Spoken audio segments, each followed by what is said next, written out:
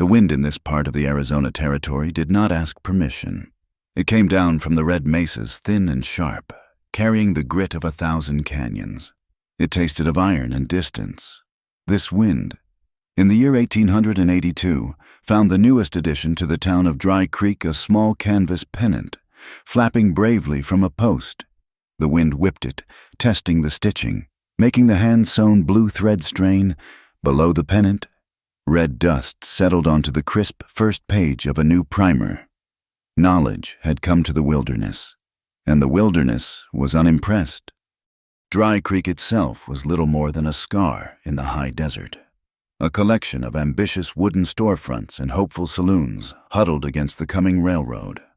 The tracks were pushing west, laying steel spines across land that had only ever known soft moccasins and the hard hooves of buffalo. The town smelled of raw lumber, stale whiskey, and the metallic tang of the blacksmith's forge.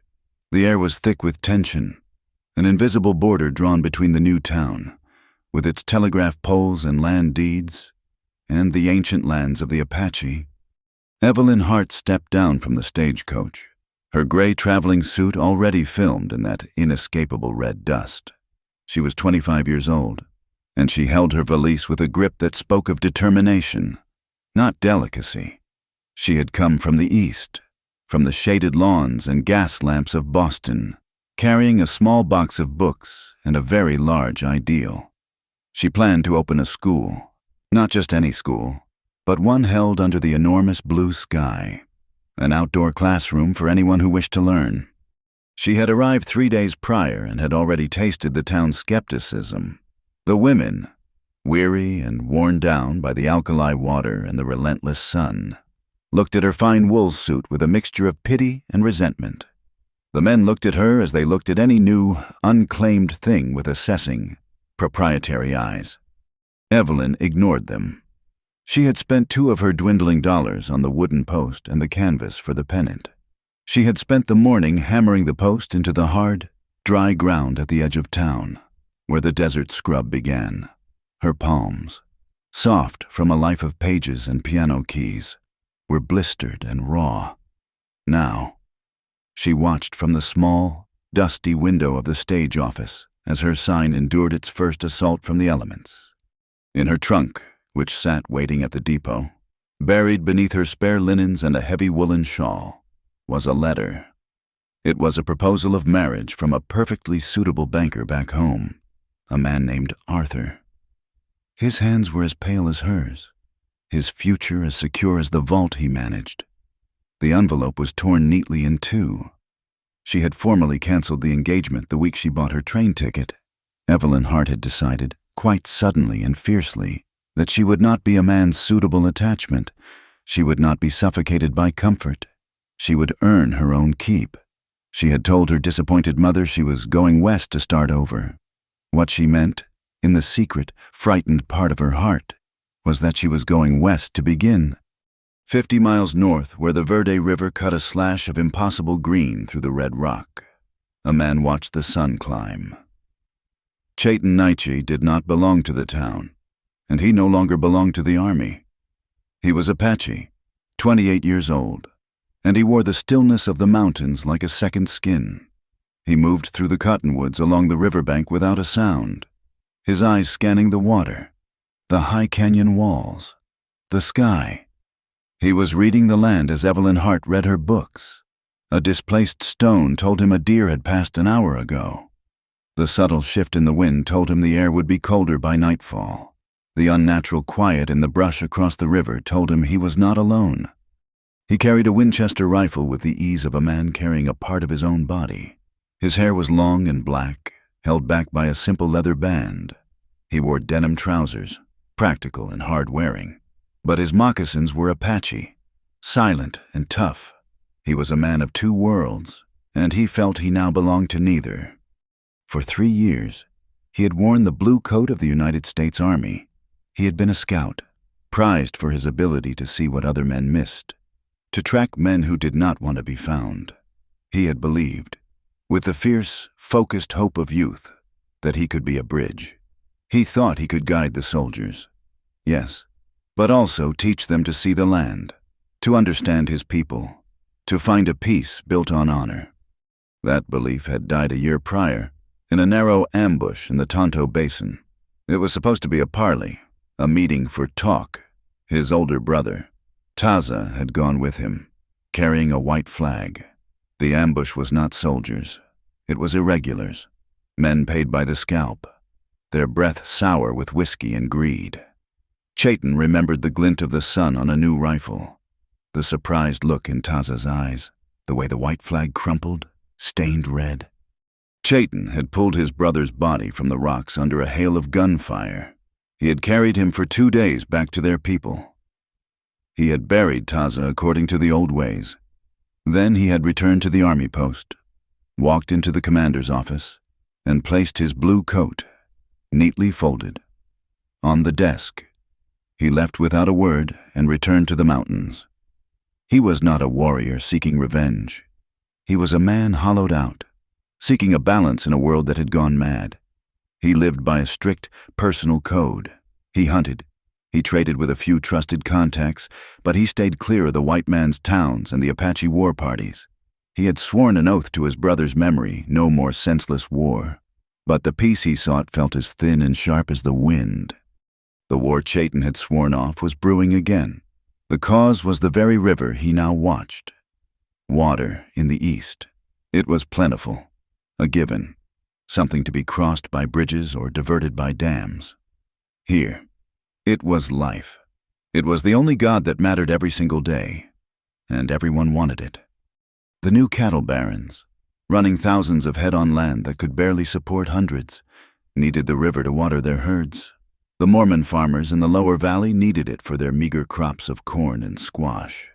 The railroad, pushing its iron line west, needed it for its massive steam engines.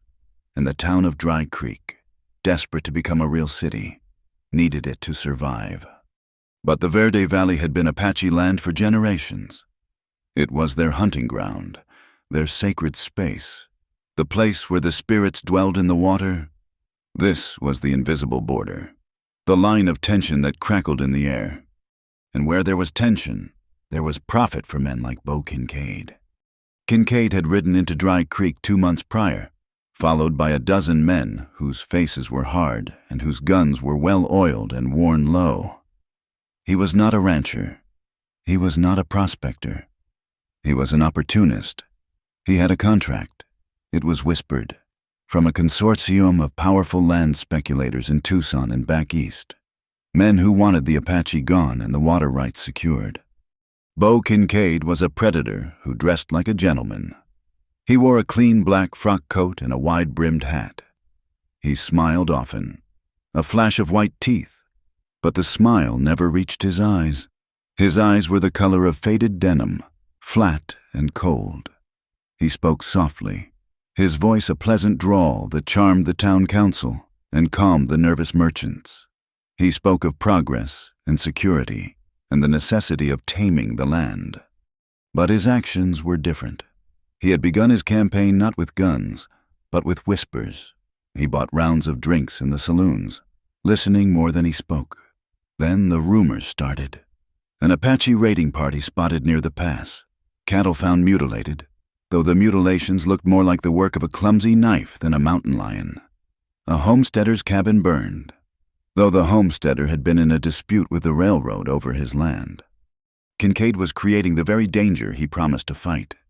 He and his men were a plague, thriving on the town's fear. He, and the powerful men who paid him, wanted the Verde River. They planned to dam it upriver, divert it, and sell the water rights to the highest bidder. They would bankrupt the small farmers, choke the town, and push the Apache into a war they could not win. Kincaid was the real border, not a line on a map, but the line between greed and survival. The wind gusted, stronger this time, in Dry Creek. It tore the small canvas pennant from its post. The stitching gave way. Evelyn Hart watched from the window as it tumbled down the dusty street, a small scrap of blue canvas lost in a sea of red grit. She felt a cold knot tighten in her stomach, a feeling of profound loneliness and futility. Miles away, Chayton Naichi felt the same shift in the wind, It brought the smell of rain, still a day away, and it carried a new sound, one that grated on his nerves. Faint, but clear. The distant, rhythmic clang of steel on steel, the railroad, pushing closer, pushing everyone and everything toward a confrontation that honor alone could not stop. The wind blew between them, connecting two people who had never met, carrying the same message of dust and inevitable change. It took Evelyn 3 days to find the pennant. She located it snagged on the thorns of a yucca plant, half buried in dust. She took it back to her small room, painstakingly restitched the canvas, and hammered the splintered post back into the unforgiving ground. She had been in Dry Creek for 2 weeks, and her school was open. It was not what the town had envisioned. It was not what she had envisioned. She had 6 students. 2 were the blacksmith's daughters, painfully shy girls named Sarah and Martha. 1 was the saloon keeper's son, Michael, who was loud and rough and needed a firm hand. And 3 were Apache. They were not from the fierce bands in the high mountains. They were from a small, forgotten group that lived in the scrubland south of town, surviving on rabbits and roots. The town called them diggers and ignored them, except when they came in to trade woven baskets for flour. The children had appeared one morning, silent and watchful, a girl of perhaps 10, and her 2 younger brothers. They owned nothing. They were thin, their eyes wide and bright with a fierce, animal intelligence. Evelyn had smiled, pointed to the primer, and then to herself. Evelyn. The girl had watched her, then pointed to herself. Tali. They had been coming every morning for 5 days. Evelyn shared her lunch with them, thick bread and apple slices. She taught them the sound of the letter A. They whispered it back, the sound foreign and fascinating on their tongues. The blacksmith's daughters watched them with wary fascination. Michael, the saloon boy, showed them how to skip stones. The town watched, from the windows of the general store, from the boardwalk of the saloon. They watched. The whispers had already begun. It was one thing to be eccentric. It was another to be dangerous. On the 6th morning, the wind was still. The air felt heavy, holding its breath. Evelyn was holding up the primer, pointing to the letter B. B, she said, making a buzzing sound. Michael laughed. Tali, the Apache girl, almost smiled. The sound of horses approaching was not a relief. It was a threat. It was not the slow, tired walk of ranchers or the jingle of a freight wagon. It was the deliberate, confident pace of men who owned the ground they rode on. Evelyn looked up. Bo Kincaid reined in his horse, a fine black gelding. He was flanked by 6 of his men, including the heavy-set man named Pike. They formed a loose, menacing half-circle around the small clearing. The dust they kicked up settled on the children's slates. Well, Kincaid said.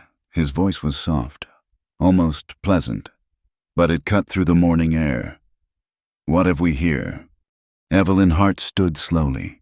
She instinctively moved to the side, placing herself between Kincaid and the children. This is a school, sir. You are welcome to observe, but I must ask you not to disturb the lesson. Kincaid's eyes, the color of faded denim, moved over the group. He saw the white children, and then his gaze hardened, settling on Tali and her brothers. The 3 Apache children had gone utterly still, their bodies rigid. A school, Kincaid repeated, as if tasting the word. He looked back at Pike. Looks more like an Apache nursery to me. Pike spat a stream of tobacco juice into the dirt. I heard she was letting them in. I did not believe it. Teaching them our letters, are we, Miss Hart? Kincaid's voice was still soft. Teaching them how to read our maps, how to count our soldiers, how to read the telegraph. I am teaching them how to read a book, Evelyn said, her own voice shaking only slightly. She lifted her chin. That is all. She is an Apache lover, Pike snarled. The accusation was ugly and immediate. It hung in the dry air. An indictment. That is enough, Mr. Pike, Evelyn snapped. Kincaid just watched. He did not need to give an order. Pike lived for this. He drew his revolver. The motion was sudden, a blur of leather and oiled steel. "School is over, teacher," Pike said. The explosion of the gunshot was deafening. It was not aimed at Evelyn or at a child. It was aimed at the ground, just feet from the post. The bullet kicked up a spray of dirt and sharp gravel. Sarah and Martha screamed. They scrambled backward, crying for their father. Michael, the saloon boy, instincts taking over, bolted and ran for the main street.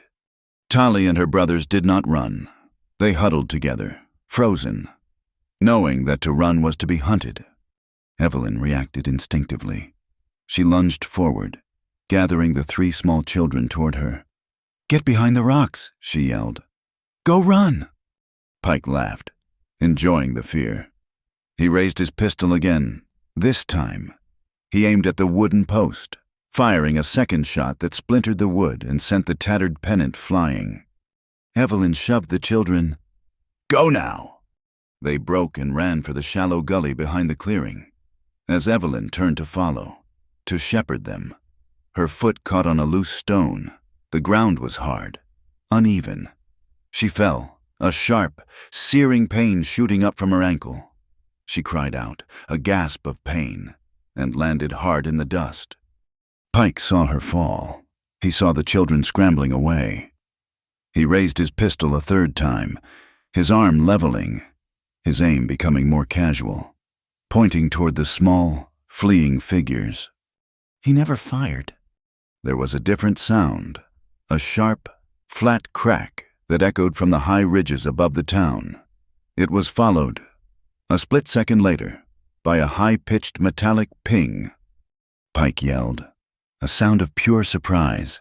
His heavy revolver spun from his grasp as if slapped by an invisible hand and clattered into the dirt.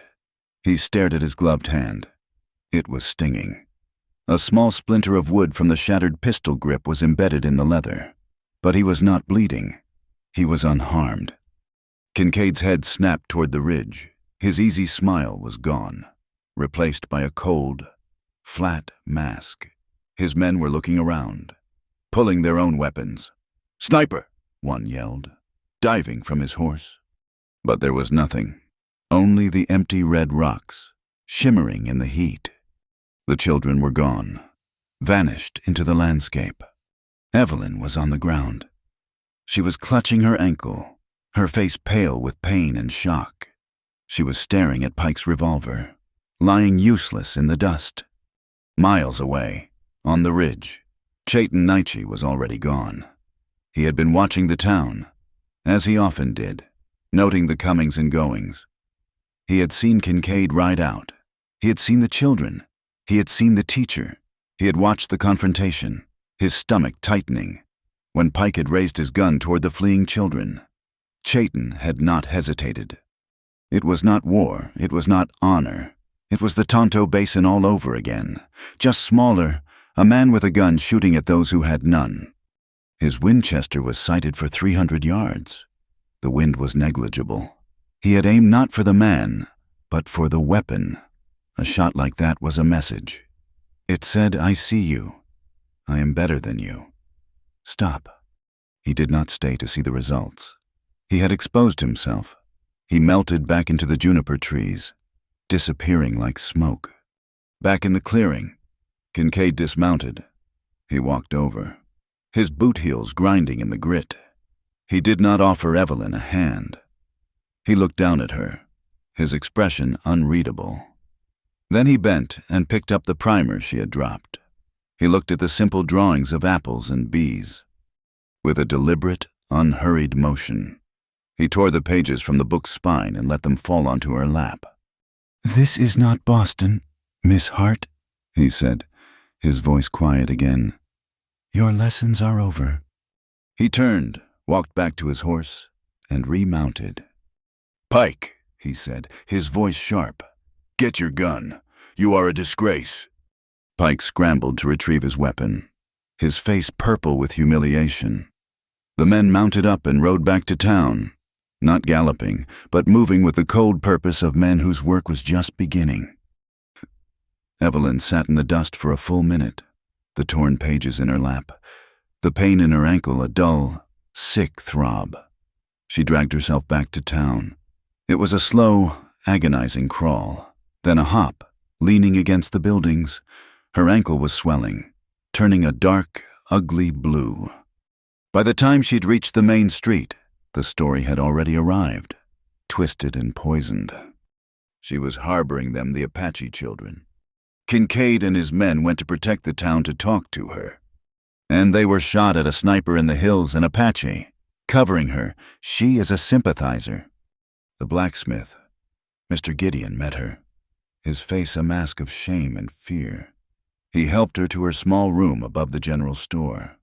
"My girls," he stammered, not meeting her eyes. "They cannot come back. Miss Hart, it is not safe. I am sorry."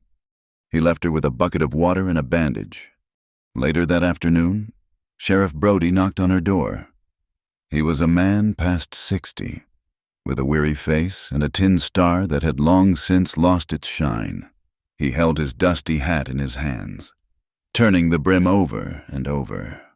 "Ma'am," he said, his voice low and tired, "you are causing a significant disturbance." "I was teaching, Sheriff," Evelyn said.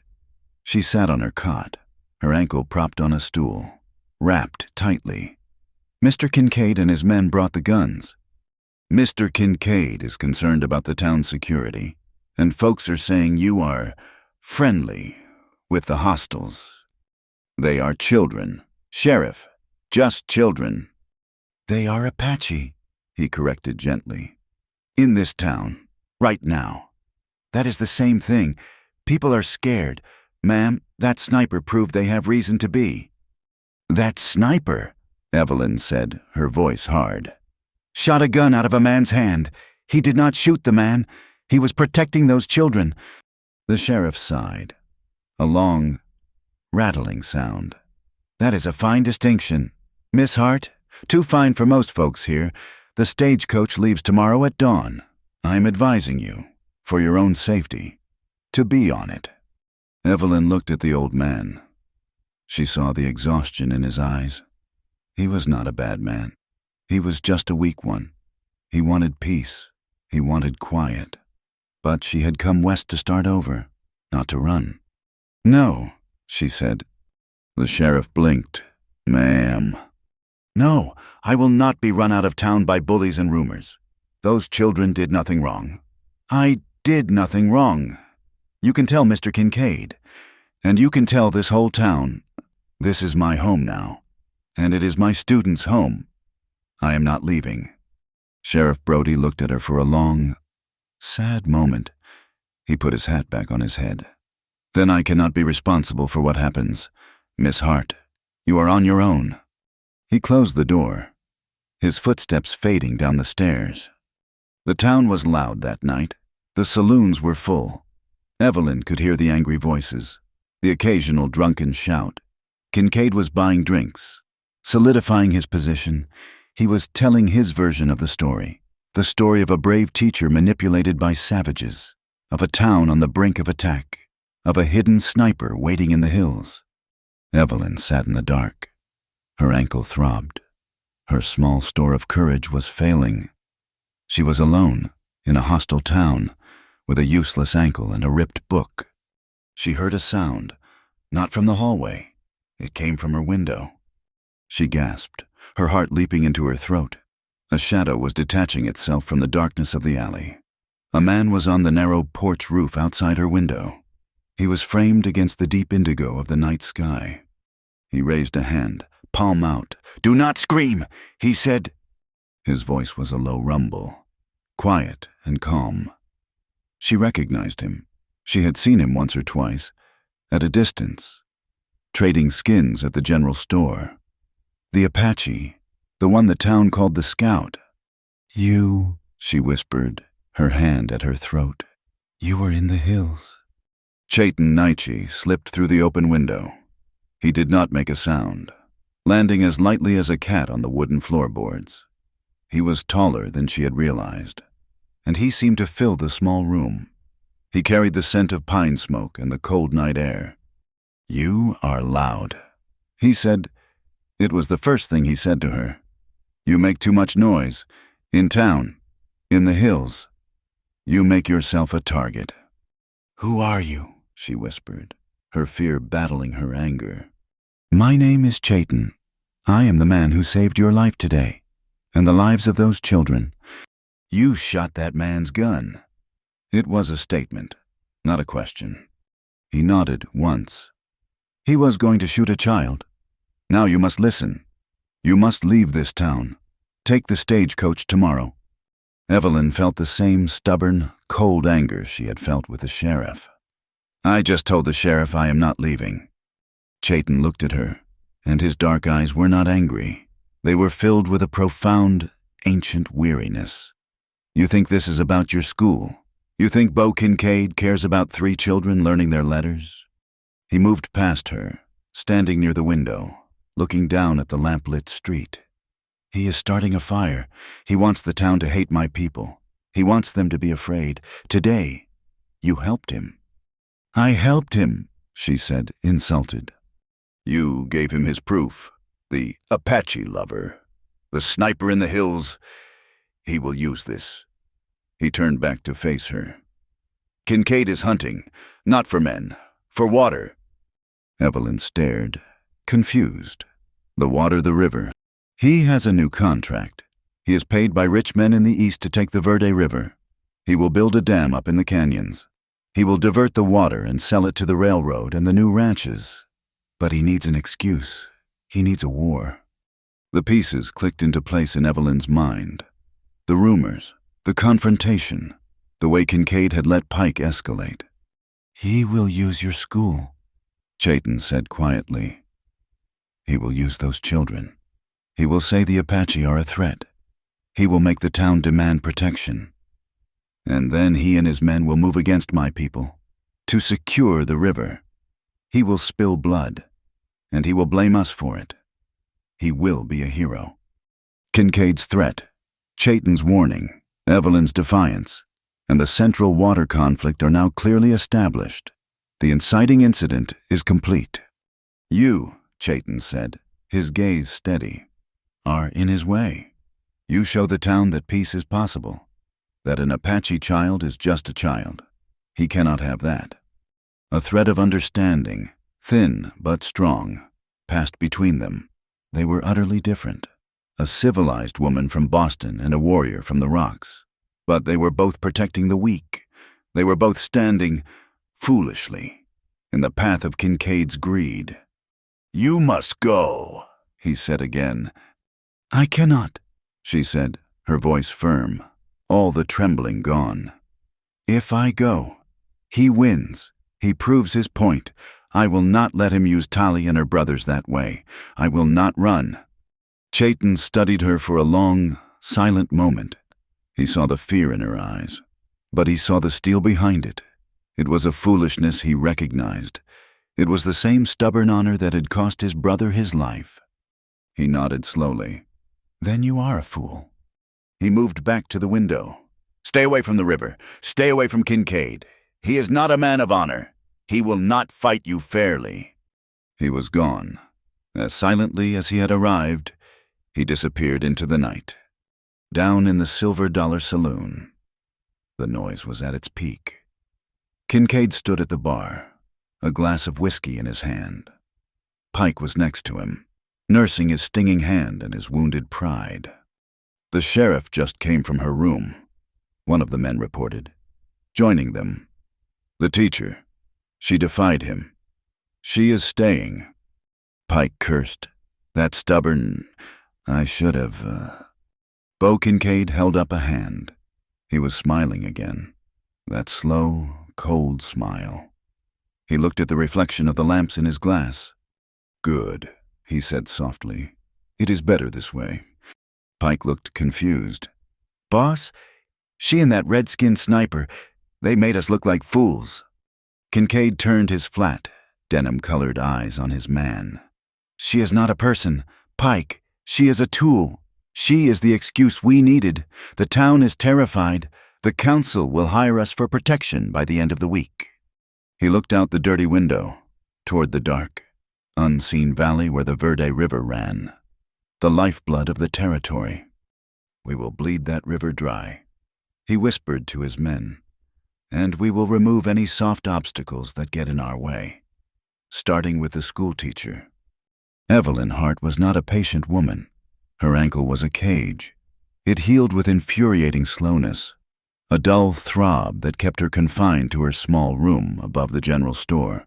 The town of Dry Creek had erased her. The blacksmith averted his eyes.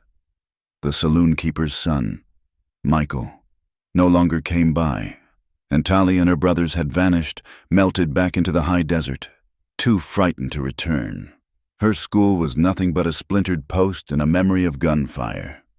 She was alone, and the warning from Chayton Naichi echoed in her room. "He will use you. Stay away from the river." But his other words haunted her more. "Kincaid is hunting for water."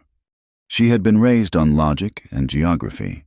Her father was a professor who believed the world could be understood if one simply measured it correctly. Evelyn had notebooks filled with figures, sketches of geological strata, and calculations for water displacement. Kincaid, she reasoned, was not a monster from a story. He was a man with a plan that involved engineering. If she was to fight him, she could not do it sitting on her cot. She had to understand the river he wanted to steal. On the fourth day after the confrontation, her ankle could finally bear her weight. Though it screamed in protest, she told herself it was for her class. She would go out, take measurements, and map the river bend. It was a flimsy excuse for the restless, defiant energy that pushed her. To sit and wait was to let she would be on that stagecoach, a failure. She slipped out of town just after dawn, avoiding the main street. She took the gully path, the one the Apache children had used to escape. Her limp was pronounced, and she leaned heavily on a sturdy piece of driftwood she'd found. She knew she was being foolish. The high desert air was clear, but the sky to the north had a strange, bruised, greenish-purple look. The wind was restless. It took her nearly an hour to cover the 2 miles to the Verde River. She emerged from the scrubland onto a wide, muddy bank. The river was fuller than she had imagined, a churning brownish-green current that hissed as it passed. It was alive. She found a flat rock and sat, opening her notebook. She began to sketch, her educated eye noting the erosion on the far bank, the high watermarks left on the willow trees, the way the current eddied and slowed around a sandbar. She became absorbed in the work, in the simple, clean logic of lines and numbers. This, she understood. This was not about fear or rumors. It was about volume and flow. She moved closer to the water's edge, wanting to gauge the depth. She saw a place where the bank was sheer, a small cut that would let her see the layers of sediment. She leaned on her stick, testing the ground. It seemed firm. She put her full weight on her bad ankle. The pain was a white-hot explosion. Her ankle did not just twist, it collapsed. The stick shot out from under her. She cried out, a sharp, breathless sound. As she tumbled, she did not just slide. She fell, a clumsy, humiliating cartwheel of muddy skirts and flailing arms. She landed, hard, in the icy water. The shock was absolute. It was not water. It was a physical blow. The cold clamped down on her chest, stealing her breath. Her heavy wool skirts and petticoats became a leaden weight, dragging her down. The current, so placid from the bank, was a powerful, muscular thing that grabbed her and pulled. She panicked. She thrashed, swallowing a mouthful of grit and freezing water. Her hand, clawing at the bank, found a root. She clung to it, her knuckles white. She was only 5 feet from the bank, but it might as well have been a mile. With a desperate, sobbing strength, she hauled herself, pulling her waterlogged body from the river's grasp. She collapsed onto the muddy bank, shaking, soaked to the bone, and at that exact moment, the bruised sky tore open. It was not rain, it was hail. At first, it was just small, stinging pellets of ice. But within a minute, they became the size of marbles. They hammered down with a furious, rattling roar, blanketing the ground in white. They struck her face, her hands, her shoulders, with a pain that was sharp and personal. The temperature dropped as if a door to a frozen world had been thrown open. She was soaked, her ankle was useless, and she was being beaten by the sky. She crawled, dragging herself toward the meager shelter of a high, rocky embankment. She huddled against the stone, her body convulsing in violent, uncontrollable shakes. This was it. She had come west to start over, and she was going to die of cold and stupidity, alone, on a muddy riverbank. She closed her eyes, her teeth chattering so hard she thought they would break. A shadow moved through the white curtain of the hailstorm. It moved with a silence that was impossible. She opened her eyes. Chaitanaichi was standing over her. He must have been tracking her. Perhaps he had been watching her the whole time, disgusted by her foolishness. His face was unreadable, carved from the same red stone as the cliffs. He wore a heavy poncho, beaded with ice. He looked at her, a miserable, soaked, shivering creature. Huddled in the mud, the Apache found the Virgin, shivering by the river. He did not speak. He did not offer a word of blame or comfort. He simply bent, slid one arm under her back and the other under her knees, and lifted her. She weighed nothing to him. His hands were strong, certain. He turned, moving not toward the town, but along the embankment. He carried her 20 yards to a place she had not seen, a shallow overhang in the rock, a small, dry cave barely hidden by a curtain of juniper. He set her down gently on the sandy, dry stone floor.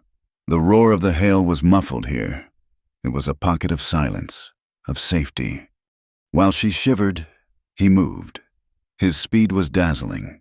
He pulled a small leather pouch from his belt. From it, he took 2 sticks and a small, flat piece of wood. He found a dry, dead yucca stalk nearby, split it, and took the powdery dry pith from its center.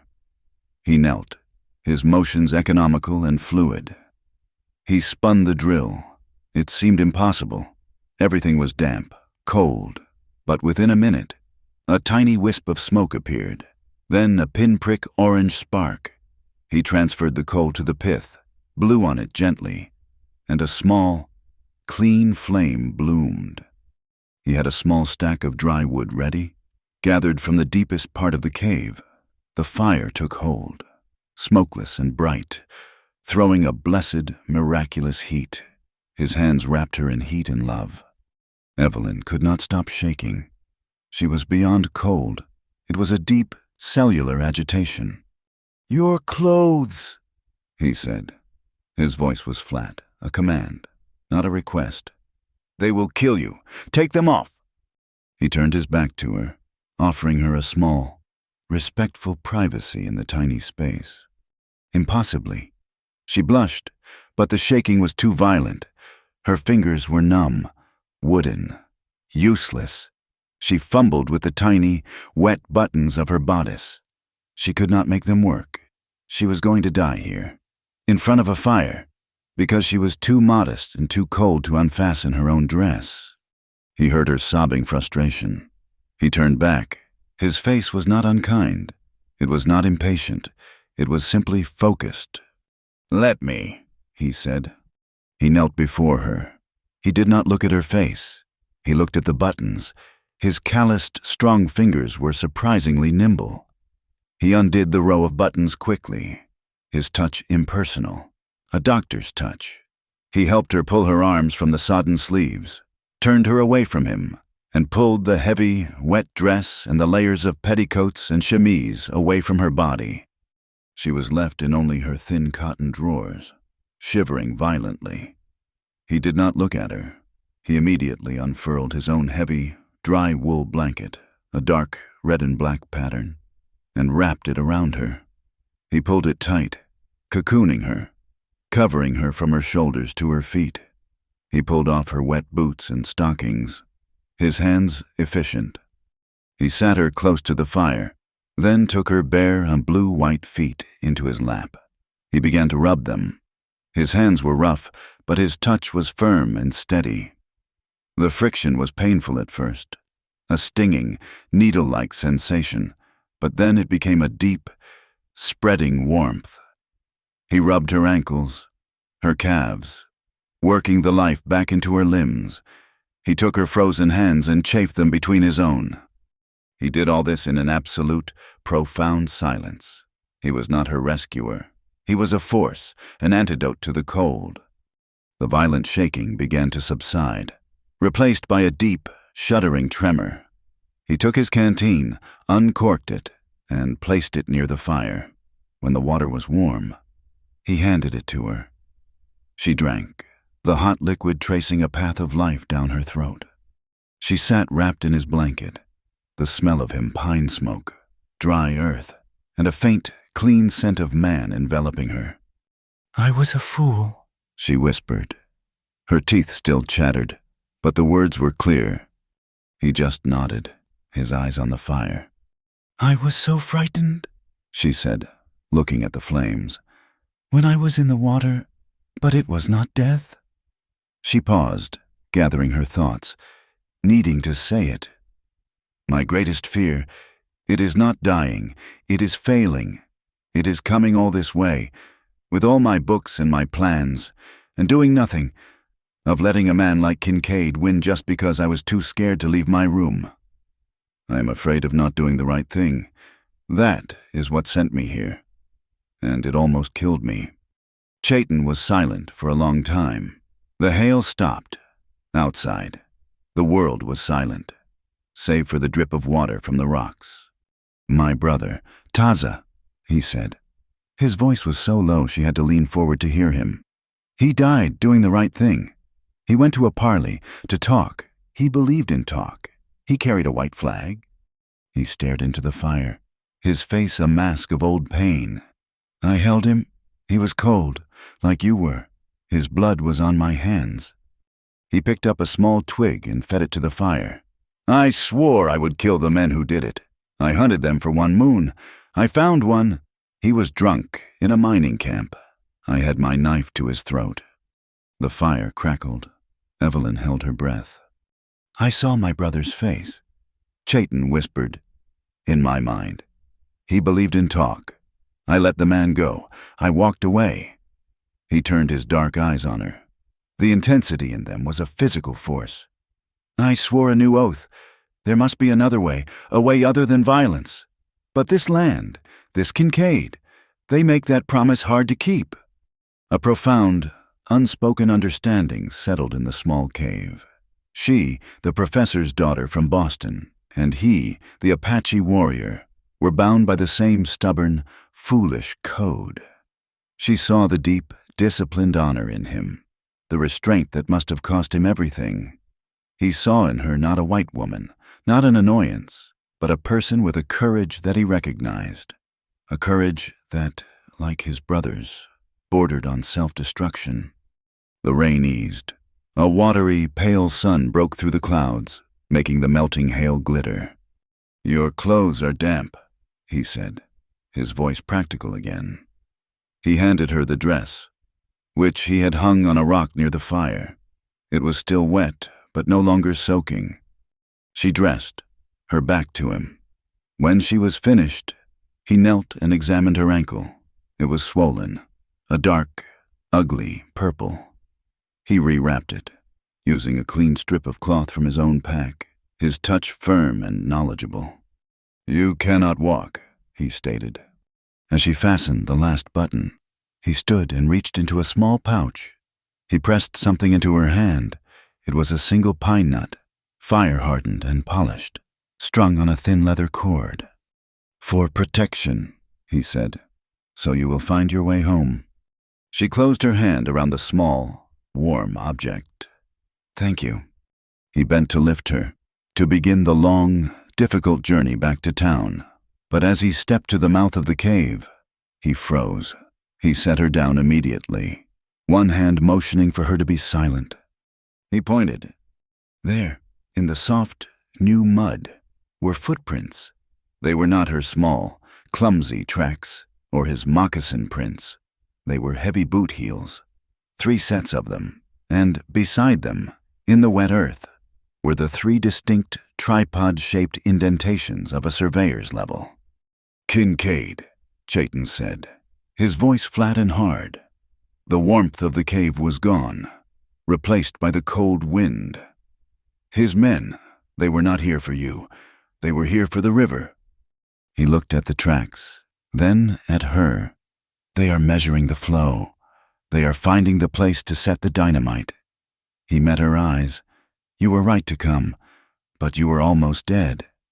He lifted her into his arms. "Now we must move fast." He did not take her back to Dry Creek. He turned north, moving deeper into the maze of red rock canyons, parallel to the Verde River. His steps were silent, his pace swift, despite the burden in his arms. "Where are you taking me?" Evelyn asked, her voice tight with pain. Her ankle throbbed with every step he took. "Town is not safe," he said. His voice was grim. "Kincaid's men are near. They will see my tracks with yours. They will see you are alive. But my room, my things. Your room is the first place they will look." He moved for nearly an hour, his endurance astonishing. He barely seemed to breathe. He carried her as if she were a child. Evelyn, humiliated and terrified, finally fell silent, clinging to his strong shoulders. The pine nut he had given her was a small, hard knot in her fist. He stopped, setting her down gently in a copse of mesquite. "Wait here. Do not move." He vanished. She was alone for perhaps 10 minutes, the silence of the high desert pressing in. He reappeared as silently as he had left. He held something in his hand, a sheet of oiled paper, folded. It was muddy. "The surveyors," he said. "They dropped this." He unfolded it. Evelyn gasped. It was a hand-drawn map, crude but detailed. It showed the river, the town, and, circled heavily in graphite, a section of the canyon labeled Coyote Narrows. There were calculations in the margins, figures for water flow, and a rough sketch of a diversion channel. "This is it," Evelyn whispered, her professional eye immediately understanding the diagram. "This is the plan. They mean to dam the Narrows. They mean to steal the river." Chayton corrected. He folded the map and tucked it inside his shirt. He looked at her, his decision made. "You are a part of this now. You are a witness. I cannot let them find you. I am taking you to my people." Evelyn had no strength to argue. He lifted her again, and this time she did not protest. She rested her head against his shoulder, her body exhausted, her mind racing. The camp was invisible until they were inside it. It was not a collection of teepees, but a seasonal shelter. Tucked under a massive sandstone overhang, a few wickiups, domed structures of brush and hide, blended into the earth. A thin wisp of smoke, smelling of juniper, was the only sign of life. An old man sat near the fire. His face was a map of deep lines, his hair pure white, braided and long. He looked up as Chayton approached, his eyes clear and sharp. He was Alo. "She is hurt," Chayton said in Apache. Alo nodded slowly. He looked at Evelyn, his gaze passing over her torn dress, her pale face, her swollen ankle. He showed no surprise. A young woman emerged from one of the wickiups. She was small and moved with quick, bird-like motions. This was Wesa, the herbalist. She immediately knelt by Evelyn, her fingers probing the swollen ankle with a touch that was surprisingly firm. Wesa spoke no English, but she clucked her tongue in disapproval and went to retrieve a poultice of mashed leaves. Then the third figure appeared. He was Chayton's age, powerfully built, his face set in a permanent scowl of suspicion. He carried a bow, and a knife was strapped to his thigh. This was Nantan, Chayton's cousin. Nantan looked at Evelyn, then at Chayton. He spoke in Apache, his voice sharp and angry. You bring a white woman here after they shot at Tali, after what they did to Taza. Have you lost your mind? She is the one they call the teacher. Chayton replied, also in Apache. She is the one who protected Tali. Kincaid tried to kill her today. She fell in the river. She carries proof of his plan. She is the plan. Nantan spat. She is the bait. You are a fool. Cousin, the army made you soft. Enough, Alo said. His voice was not loud, but it cut through Nantan's anger. Wesa, tend to her foot. Chayton, you will speak. This white woman, she will stay by the fire. She is our guest until the storm passes. Wesa applied the cool, stinging poultice to Evelyn's ankle, wrapping it tightly in clean cloth. The relief was immediate. Alo offered her a piece of dried venison, and she accepted it, though her stomach was knotted. That night, the debate began. Evelyn sat wrapped in a second blanket, her notebook and pencil, which Chayton had miraculously retrieved from the riverbank, in her lap.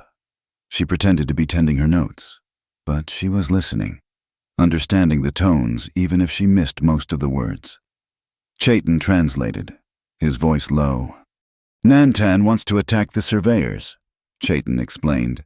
He wants to strike Kincaid's men now, before they can set the explosives. That is what Kincaid wants, Alo said, his voice slow and measured. Chayton translated this too. He wants a war. He wants us to attack. Then he will have his excuse, and the army will come. We will lose the river, and we will lose our homes. We cannot be the first to spill blood. So we wait. Nantan threw a stick into the fire, sending sparks into the air. We wait for them to steal our water. Taza waited. Taza talked. Taza is dead. The name hit Chayton like a physical blow. He visibly flinched. Evelyn saw her opening. Chayton, she said, her voice clear. Tell them Nantan is right to be angry, but Alo is right about Kincaid's plan. You cannot fight him with arrows. He wants you to. You must fight him with proof. Chayton translated. Alo looked at her, impressed. Nantan just scowled. She speaks with a straight tongue, Alo said. What proof, teacher? Evelyn turned to a clean page in her notebook. She began to sketch, using the dropped map as a reference, but adding her own calculations. The map is not enough. It is just a drawing. We need to show how it will hurt everyone, not just the Apache. She began to draw the river system. Kincaid's dam will not just stop the water here. It will lower the river level for 50 miles. It will dry up the wells in Dry Creek. It will ruin the small farms. Kincaid is not just stealing from you. He is stealing from the town. He is stealing from everyone. She sketched the diversion. She calculated the loss of water. We must show the town. We must give the sheriff, the town council, evidence they cannot ignore. This is not an Apache problem. This is a Dry Creek problem. She looked up, her eyes bright with a fervor that was not born of idealism, but of hard facts. This water belongs to everyone. Justice must be shared. Chayton watched her, a new respect dawning in his eyes. She was not just a brave fool. She was a weapon. She was using the white man's own tool, logic, numbers, maps, against him. We will get this proof, Chayton said, his voice firm, finding his center between Alo's peace and Nantan's anger. I will find where they hide the dynamite. You, he said to Evelyn. We'll finish this map. This will be our evidence. Alo nodded, a small, satisfied smile touching his lips. It is a good plan. It is a path of honor. Nantan said nothing, but he watched Evelyn, his suspicion warring with a grudging curiosity. But Kincaid was not waiting. He had returned to Dry Creek, his surveyors reporting the encounter with the hailstorm, but not the lost map. Kincaid, however, noted the teacher's absence. Sheriff Brody, looking pale and nervous, had confirmed it. She is gone. Kincaid just vanished. Kincaid smiled. This was perfect. He went straight to the telegraph office. He sent a message to Tucson, to the men who paid him. Then he went to the saloon. This time, he was not charming. He was grim. "The teacher is missing," he announced to the crowded room. "She has been taken. The Apache have her. The same ones who shot at my men." A ripple of fear and anger went through the saloon. She was warned. The blacksmith, Gideon said, his voice shaking. "She was," Kincaid agreed. "And now they have her. This is an act of war." The next day, 3 new men rode into town. They were not locals. They were hard-bitten, cold-eyed men who wore their guns with casual menace. They were railroad enforcers, hired by Kincaid with the money from his backers. He was building his army. The town was a tinderbox. Kincaid fanned the flames. He posted his new men as guards at the edge of town, their rifles prominent. "An Apache attack is imminent," he told the town council. "They have our teacher. They are testing us. You must hire me to protect this town. You must give me the authority to secure the water supply." The town council, trapped by fear, agreed. Kincaid was now the law. The wind changed 2 days later. It stopped being the cool breath of the high desert and became a hot, howling demon from the south. The sky turned a sickly, yellowish brown. "Sandstorm," Alo said, his voice calm. "A bad one. Secure the camp." Chayton and Nantan moved quickly, securing the horses in a protected ravine, reinforcing the wiki-ups. Evelyn, her ankle much better thanks to Wesa's poultices, helped where she could, bringing water skins inside. The wind, which in Dry Creek had been a symbol of rumors, was now a physical, scouring reality. It screamed, a high-pitched, maddening sound. It carried sand that stung any exposed skin and found its way into everything. Their mouths, their eyes, their food. They huddled inside the largest wiki-up, the one belonging to Alo. The air was thick with smoke from the small, central fire. For 2 days, they were trapped. The confinement was absolute. Outside, the world was being erased by a wall of abrasive dust. Inside, the small space forced an intimacy. Evelyn shared her dwindling supply of paper with Wesa, who showed her how to draw the plants she used for healing. Nantan, bored and restless, watched Evelyn's hands as she sketched. He picked up her pencil, a strange tool to him, and tried to imitate her. He drew a stick figure of a horse. Evelyn, careful not to be condescending, smiled. "It is a good horse." Alo told stories, his voice a low, rhythmic chant that was a comfort against the howling wind. He told of the creation, of how the river was the lifeblood of the people. Chayton sat, sharpening his knife, his body a coiled spring of controlled energy. He and Evelyn spoke very little, but the silence was not empty. They were bound by the shared danger, by the fire, by the map tucked in his shirt. The fire was the center of their small world. It was a circle of trust, in that wiki-up, huddled against the storm. They were not Apache and white. They were just 4 people, breathing the same smoky air, waiting for the wind to die. On the 3rd morning, the wind finally dropped. The world was scoured, changed, the landscape altered by new dunes of sand. "Now," Chayton said, the moment the air cleared. "We go. Nantan, you stay. Protect them." Nantan looked, for a moment, like he would argue, but he glanced at Alo and nodded once. "Be careful, cousin," he said. Chayton took Evelyn. Her ankle was strong enough to ride. He put her on a pony, and they rode toward Coyote Narrows. The land was clean, the tracks of the surveyors long since buried by the sand. But Chayton did not need tracks. He knew this land as he knew the lines on his own palm. Coyote Narrows was a deep, sheer-walled gash in the earth, barely 30 feet wide. The Verde River poured through it with ferocious speed. "This is it," Evelyn said, her voice awed. "It is the perfect place for a dam. It would be easy." "They were here," Chayton said. He pointed. a new scar on the rock, a place where a metal tool had chipped the stone.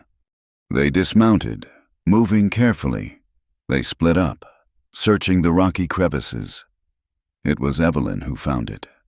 Tucked under a pile of loose scree, covered by a heavy canvas tarp, were 4 wooden crates.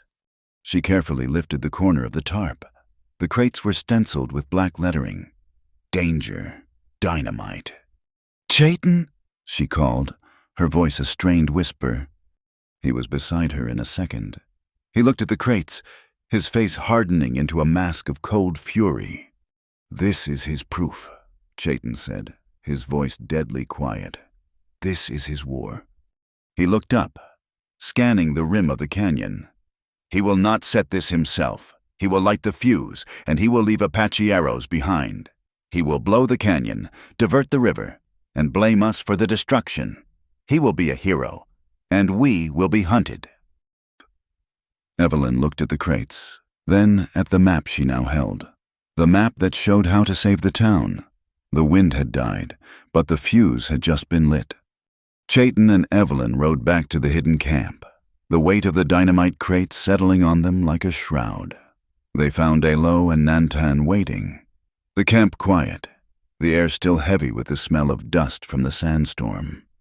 When Chayton spoke, his voice was low and hard, telling them of the 4 crates of explosives. Nantan exploded. He drove his knife into the hard-packed earth. "It is what I said, talk, talk, talk. And while we talk, they plant their thunder. We must strike, we must destroy the dynamite and kill the men guarding it."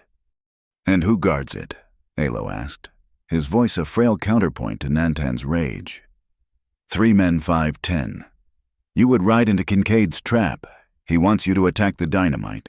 He wants your blood on those crates. Nantan, he wants your body to show the town." "So we do nothing," Nantan roared, pulling his knife from the earth. "We let him blow the Narrows." "No," Evelyn said. She was standing, her notebook in her hand, her voice shaking but clear. "We do not do nothing. We do what we planned. We show the town." "The town," Nantan spat. "The town that hates us, the town that let Kincaid run her out." "They do not know," Evelyn insisted, her gaze locking with Chayton's. "They are afraid. We have the proof, the map, the dynamite. We must show them that Kincaid is not their savior. He is their enemy." Chayton nodded, his face grim. "She is right. This is not a war battle. It is a battle for the town's mind. We will not be what Kincaid says we are. We will not be savages." Nantan looked at his cousin, his face a mask of betrayal. "You sound like your brother. You sound like a dead man." He turned and stalked away from the fire, disappearing into the junipers. Chayton's face tightened, the old wound of his brother's death ripped open, but he said nothing. He turned to Evelyn. "We ride for Dry Creek at dawn. We will face the council." But Kincaid was a man who planned for failure. He knew his surveyors had been at the Narrows. He knew the teacher had vanished. He knew Chayton Aichi had saved her. He put the pieces together. His plan to start a war had failed to ignite. The sniper shot had been a marvel, but not an atrocity. The teacher's disappearance was a mystery, not an act of war. He needed something more. He needed leverage. And he knew exactly what the teacher valued. That night, a runner, a young boy from the digger camp south of town, stumbled into Alo's camp. He was breathless, his eyes wide with terror. He spoke in a rush of Apache. Wesa gasped. Chayton's head snapped up. "What?" "Pike," the boy panted. "The one with the heavy beard. He and 2 other men, they came. They took Tali and her brother. They took them. They left this." He held out a piece of dirty canvas. Pinned to it, with a skinning knife, was a page torn from a primer, the page with the letter B. On it, scrawled in charcoal, were crude words. "The book for the brats. Town Square. Noon tomorrow, or the river gets them." A cold, absolute silence fell on the camp. This was not war. This was not a fight for water. This was an abomination. Nantan returned, Drawn by the commotion, he saw the note. He saw the boy. He did not yell. His rage became a cold, white-hot point. He drew his knife. "Now!" he whispered. "Now we kill them all." Chayton said nothing. He rose to his feet. He was not the calm, centered man who had argued with Nantan. He was not the gentle rescuer who had warmed Evelyn by the fire. He was a different man entirely. His body was still, but his eyes were black with a lethal cold. He had walked away from his brother's killers. He had refused to shed blood. But this was children. "No," Chayton said, his voice terrifyingly quiet. "No," Nantan whispered, disbelieving. "Not killing, rescuing." Chayton turned to Evelyn. "You will stay here. Alo will protect you." "No," Evelyn said, standing. Her ankle was strong. Her voice was stronger. "They are my students. He did this because of me, because of my book. I am going." "This is not a debate," Chayton said. "They are my students," she yelled, her voice breaking. "I will not hide while they are in danger." Chayton looked at her, at the fire in her eyes, the same stubborn, foolish loyalty that had sent her to the river. He saw himself. He saw his brother. He nodded once, a sharp, angry motion. "Nantan, you come, but you will do exactly as I say. We spill no blood. We do not start Kincaid's war for him. We get the children. That is all." Nantan looked at him, at the ice in his eyes, and knew this was not a request. He nodded.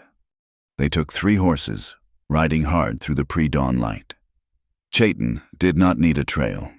He knew where Pike would go. A line of abandoned shacks, a failed mining camp, lay 10 miles east. It was isolated, defensible. He read the tracks as they rode. 3 men, moving slow, he said, his voice clipped. "They are not worried. They are arrogant. They think we will trade. They think we are afraid." They reached the camp an hour after sunrise. It was just as Chayton had predicted. 3 horses were tied to a rotting porch rail. Smoke rose from a single chimney. Chayton dismounted. "We go on foot. Nantan, you circle. Find the back. Evelyn, you stay with the horses. And you do not move, no matter what you hear." "Chayton," she said, grabbing his arm. Her face was pale. "Be careful." He looked at her hand on his arm, then at her face. He said nothing. He just melted into the rocks. Nantan a shadow behind him. Evelyn waited. The silence was agonizing. It stretched for 1 minute, 5, 10. She heard a sound, a single, sharp crack of a rifle. Her heart stopped. She disobeyed. She scrambled off the horse and ran toward the shacks, her bad ankle twisting in the loose gravel. She burst into the clearing. What she saw was not a gunfight. It was a lesson in silent, patient war. Nantan was standing over 2 men who were tied back to back with their own lariats, gagged. They were unconscious. Nantan had used his bow as a club, not a weapon. Pike was on his knees, his hands in the air. His face was a mask of pure terror. Chayton stood in front of him. He held Pike's own revolver, which he must have taken from him without a sound. Tali and her brother were huddled behind Chayton, their eyes wide. The shot Evelyn had heard was Chayton, firing Pike's last bullet into the dirt. "Tell Kincaid," Chayton said, his voice a low growl. "The trade is off. We do not bargain with men who steal children." He looked at Pike, his eyes filled with a disgust so profound it was a physical force. "You are lucky. You are lucky I am a man of honor. Get up." Pike scrambled to his feet. "You will walk back to Dry Creek." Chayton said. He looked at Nantan. "Their horses. Take them." Nantan grinned, a flash of white teeth, and went to retrieve the mounts. Chayton ejected the spent shells from the revolver and threw the empty weapon at Pike's feet. "Go!" Pike, humiliated and terrified, turned and began the long, stumbling walk back to town. Chayton turned. His face was still hard. He went to Tali and her brother and knelt. He spoke to them in Apache, his voice suddenly gentle. He cut the ropes from their wrists. Tali threw her arms around his neck, burrowing her face into his shoulder. Chaitin's eyes closed. He held her, his body rigid, absorbing her terror. Evelyn watched, her heart aching. "It is done," Chaitin said. Standing, he lifted the small boy onto his own horse. "Now, we finish it." "We are not going back to the camp," Nantan said, confused. "No," Chaitin said, swinging onto his horse. "We are going to town." They rode into Dry Creek just before noon. The town was a powder keg. Kincaid was on the porch of the Silver Dollar Saloon. He had been speaking for 10 minutes, his voice full of manufactured rage.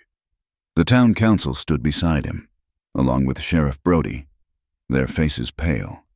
"They have taken the teacher," Kincaid was yelling, his voice echoing in the street. "And now, in their savagery, they have kidnapped their own children to blame us, to start a war. They are demanding a ransom. But we will not pay. We will ride. We will wipe them out. We will secure that river." The crowd, a mix of ranchers, shopkeepers, and railroad men, was restless, angry, ready to follow him. "He is lying." The voice was clear, strong, and female. Every head in the street turned. Evelyn Hart rode her pony into the center of the square. She was flanked by Chaitin and Nantan. Tali sat in front of Nantan, and her brother sat in front of Chaitin. A collective gasp went through the crowd. Kincaid's face, for 1 second, went blank with shock. His plan had just disintegrated. Evelyn slid from her horse. Her ankle was strong. She walked to the center of the street, dust rising around her skirts. "This man, Bo Kincaid, does not protect you. He preys on your fear." "She is a traitor," Pike yelled, having just stumbled back into town. "An Apache lover." "I am a teacher," Evelyn shouted, silencing him. "And I will give you a lesson in the truth." She stood there, alone, a woman from Boston, facing a street full of armed, angry men. "4 days ago, I went to the river. I fell. I was freezing to death in a hailstorm." She pointed, her hand steady, at Chaitin, who sat on his horse, as still as a stone carving. "This man, Chaitin Aichi, found me. He saved my life. He carried me to shelter, built a fire, and wrapped me in his own blanket. He is not your enemy." A murmur went through the crowd. "While he was saving me," Evelyn continued, her voice rising, "Kincaid's men were at that same river, not looking for me. They were surveying. They were planning to steal your water." "Lies," Kincaid bellowed. "Proof," Evelyn shouted back. She held up her notebook, the one Kincaid had demanded. "I have the map, Kincaid's own map. He plans to blow up Coyote Narrows, dam the Verde, and sell your water back to you. He wants to bankrupt this town. He wants a war with the Apache to cover his crime." The crowd was silent, stunned. They looked from Evelyn to Kincaid. "And when he learned I had this proof," Evelyn's voice dropped, becoming thick with a cold fury. "He did not face me. He did not face a warrior. He sent his men," she pointed at Pike, "to kidnap these children, my students. He held them hostage, demanding my silence.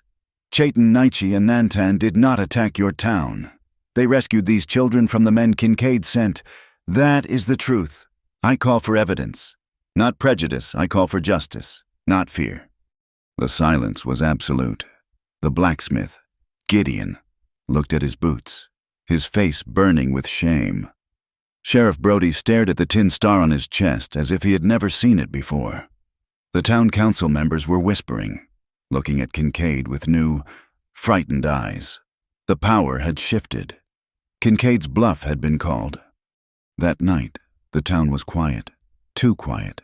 Gideon, the blacksmith, had finally found his courage. He offered Evelyn, Chaitin, Nantan, and the children his forge for shelter. "It is warm," he'd mumbled. "It is safe. It is the least I can do." Inside, the forge was dark, smelling of soot and iron. The children slept on a pile of clean straw. Nantan stood guard at the door. Evelyn was tending a shallow cut on Chayton's forearm, a scrape from the rocks during the rescue. She bathed it with clean water. "You were right," she said, her voice low. "The proof. It was the only way." "You were brave," he said. He was watching her, his face lit by the dim orange glow of the dying coals in the forge. More brave than wise. "Thank you," she whispered. She finished tying the bandage. Her hands were shaking. "Thank you for my life, for theirs." He looked at her, at the strength that had faced down a whole town, at the vulnerability she showed now. He had seen her near death, seen her in a rage, seen her terrified. He understood her. She looked up at him. The space between them was small, filled with the unspoken things, the fire, the river, the rescue. She leaned forward. A simple, direct motion of gratitude. She put her hand on his shoulder and pressed her lips to his. It was brief. It was not a kiss of passion, but one of profound respect. It was the touch of two survivors, two allies. It was a promise. She pulled back, her eyes meeting his. "We will stop him," she said. Chayton covered her hand with his own. His skin was rough against hers. "We will." He looked past her, at the two small, sleeping children. He felt the old, cold fear. This was the thin line Taza had walked. He could have killed Pike. Nantan had wanted him to. It would have been easy, but it would have been Kincaid's victory. He was choosing the harder path, the path of his brother's honor. He was walking between his duty to his people and his new, strange duty to this town, and to this woman. He looked back at Evelyn, his voice flat and certain. "He is angry," Chayton said. "He lost the town. He lost the children. He has been shamed. He will not wait. He has nothing left to lose. The new moon is in 2 nights. That is when he will light the dynamite." Evelyn felt a cold dread. The countdown had begun. The 2 nights passed in a state of coiled tension. The forge was a sanctuary, but it was also a prison. Gideon, the blacksmith, brought them food and water, his face grim. The town was holding its breath. Kincaid had vanished from the saloons, as had his men.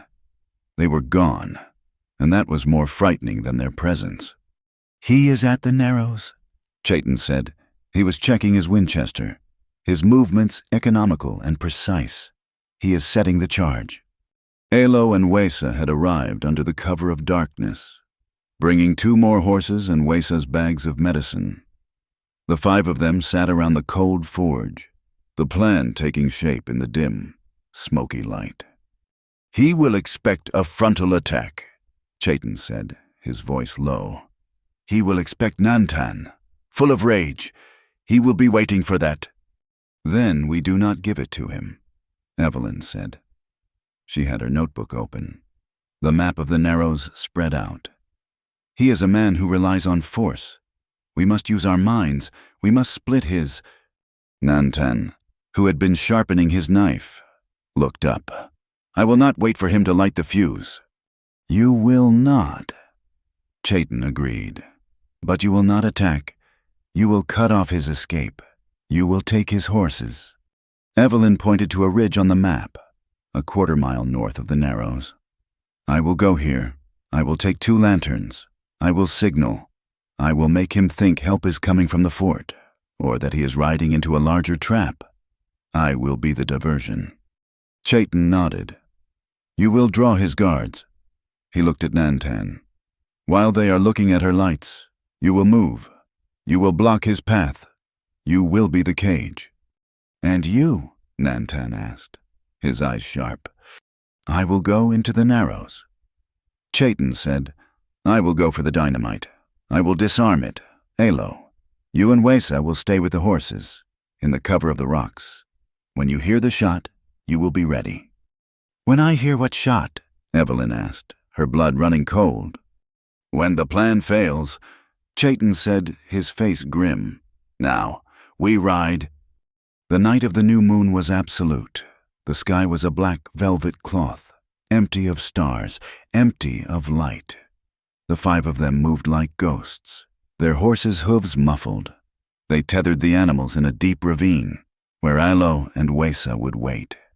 From the high ridge, they looked down into Coyote Narrows. It was a black gash in the earth. A single lantern burned near the river's edge, illuminating 4 men. Evelyn recognized Kincaid, his black coat unmistakable. She saw Pike and 2 of the other hired guns. They were working on the crates, wiring the fuses.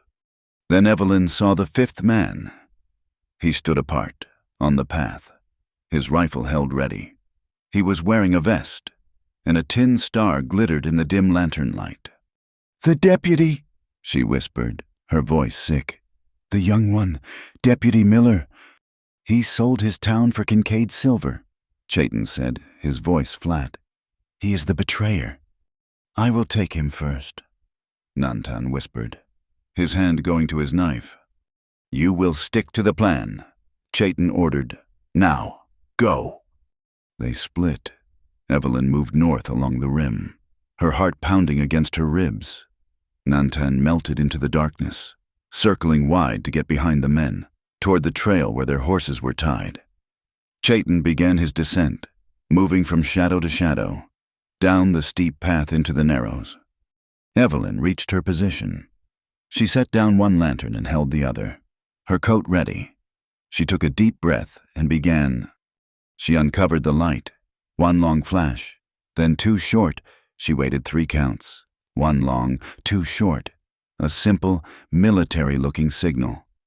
Down in the narrows, the work stopped. "What in damnation is that?" Pike's voice carried on the night air. Kincaid looked up. "A signal, up on the north ridge." "Who?" "It could be cavalry. It could be that fool Sheriff Brody." Kincaid growled. "Pike, take Barnes. Go up there and silence those lights. I do not care who it is." Pike and the other man, Barnes, cursed, grabbed their rifles, and began climbing the trail, moving directly toward Evelyn's diversion. 2 men gone.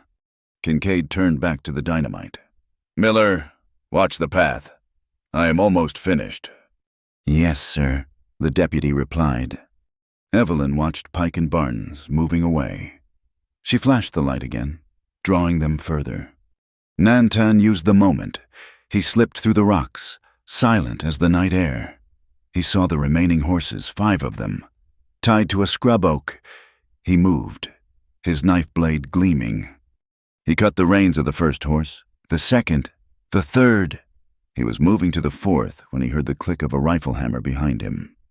"I knew you would come. Savage," Deputy Miller whispered. Nantan spun, his knife coming up. The rifle shot was a deafening explosion that tore the night apart. Nantan cried out, a sharp gasp of pain, and crumpled to the ground, his hand clutching his shoulder. The betrayal was complete. Chayton, halfway down the path, heard the shot. He heard his cousin's cry. The blood drained from his face. Taza, it was happening all over again. He abandoned the dynamite. He abandoned the plan. He changed direction, scrambling over the rocks, his rifle in his hands, sprinting toward the sound of the shot. Evelyn heard it. Her heart stopped. She saw the flash, heard Nantan's cry. She saw Pike and Barnes stop. "It is a trap," Pike yelled, and they turned, running back. In the clearing, Deputy Miller stood over Nantan, his rifle smoking. Nantan was on the ground, trying to raise his knife, his left arm useless. "This is for the town," Miller said, his voice shaking. He raised his rifle, aiming for Nantan's head. He never saw Chayton. Chayton came out of the darkness like a panther. He did not fire his rifle. He hit the deputy with his entire body, a flying tackle that sent both men crashing into the dirt. The rifle flew from Miller's grasp. They rolled, a desperate, gasping fight. Miller was young, but Chayton was pure, honed fury. He got on top, his hand finding Miller's wrist. smashing it against a rock until the man's pistol fell free. Chayton grabbed his own knife. He pressed the blade to the deputy's throat. Miller froze, his eyes wide with terror. "No, please, he paid me. He paid me $500. He said he would make me sheriff." Chayton's face was a mask of cold rage. He saw Taza's white flag, stained red. He saw Nantan, bleeding in the dirt. He heard his cousin's voice. "Do it, Chayton," Nantan grunted, his face pale with pain. "Kill him, for Taza." Chayton looked down at the weak, trembling man. He saw the greed in Miller's eyes. He saw the cowardice. This was not a warrior. This was not an honorable fight. This was killing a dog for money. He remembered his oath. There must be another way. With a roar of disgust, he threw his knife into the ground, inches from the deputy's face. "No," Chayton growled. He did not want revenge. He wanted justice. He raised his fist and struck the deputy once, a hard, measured blow to the jaw. Miller's head snapped back, and he went limp, unconscious. Just as he stood, Alo and Weza ran into the clearing, drawn by the shot. Weza did not hesitate. She ran to Nantan, opening her bag, her hands already stained with herbs. She knelt, pressing a thick poultice to the bleeding wound, her voice a low, comforting murmur. Alo stood over the unconscious deputy, then looked at Chayton. His old eyes were filled with a deep, powerful approval. Chayton had held the line, as Weza worked, binding Nantan's shoulder with tight strips of cloth. Alo began to sing. It was an ancient song, a binding chant, a prayer for mending. It was for Nantan's body, but it was also for Chayton's soul, a ritual of unity, holding them together in the violent night. "Chayton." Evelyn's scream cut through the song. "Kincaid, he is lighting the fuse." Chayton looked. Pike and Barnes were back, firing cover shots from the ridge, down in the narrows. Kincaid had ignored the fight. He had seen his chance. He was kneeling by the crates, a long fuse in his hand. A spark flared. "Evelyn, no!" Chayton yelled. Evelyn was already moving. She had run back along the rim, past her diversion, to the cliff directly overlooking the dynamite. Kincaid was below her. She could not reach him. The fuse was sputtering, a small, angry snake eating its way toward the crates. Evelyn looked at the setup. Kincaid's engineering was crude, but effective. The crates were braced against the cliff wall by a massive timber. But the base of the timber was not set in rock. It was wedged into a deep pile of sand and scree, packed hard. It was a sand pin, a temporary anchor. She looked at the cliff face around her. Above the brace, above Kincaid, a large black boulder was wedged in a crack. It was unstable, the recent rains having washed away its foundation. She grabbed the long, heavy stick she had used as a crutch. Kincaid saw her. He looked up, his face a mask of rage. "Get down, you witch!" He raised his revolver and fired.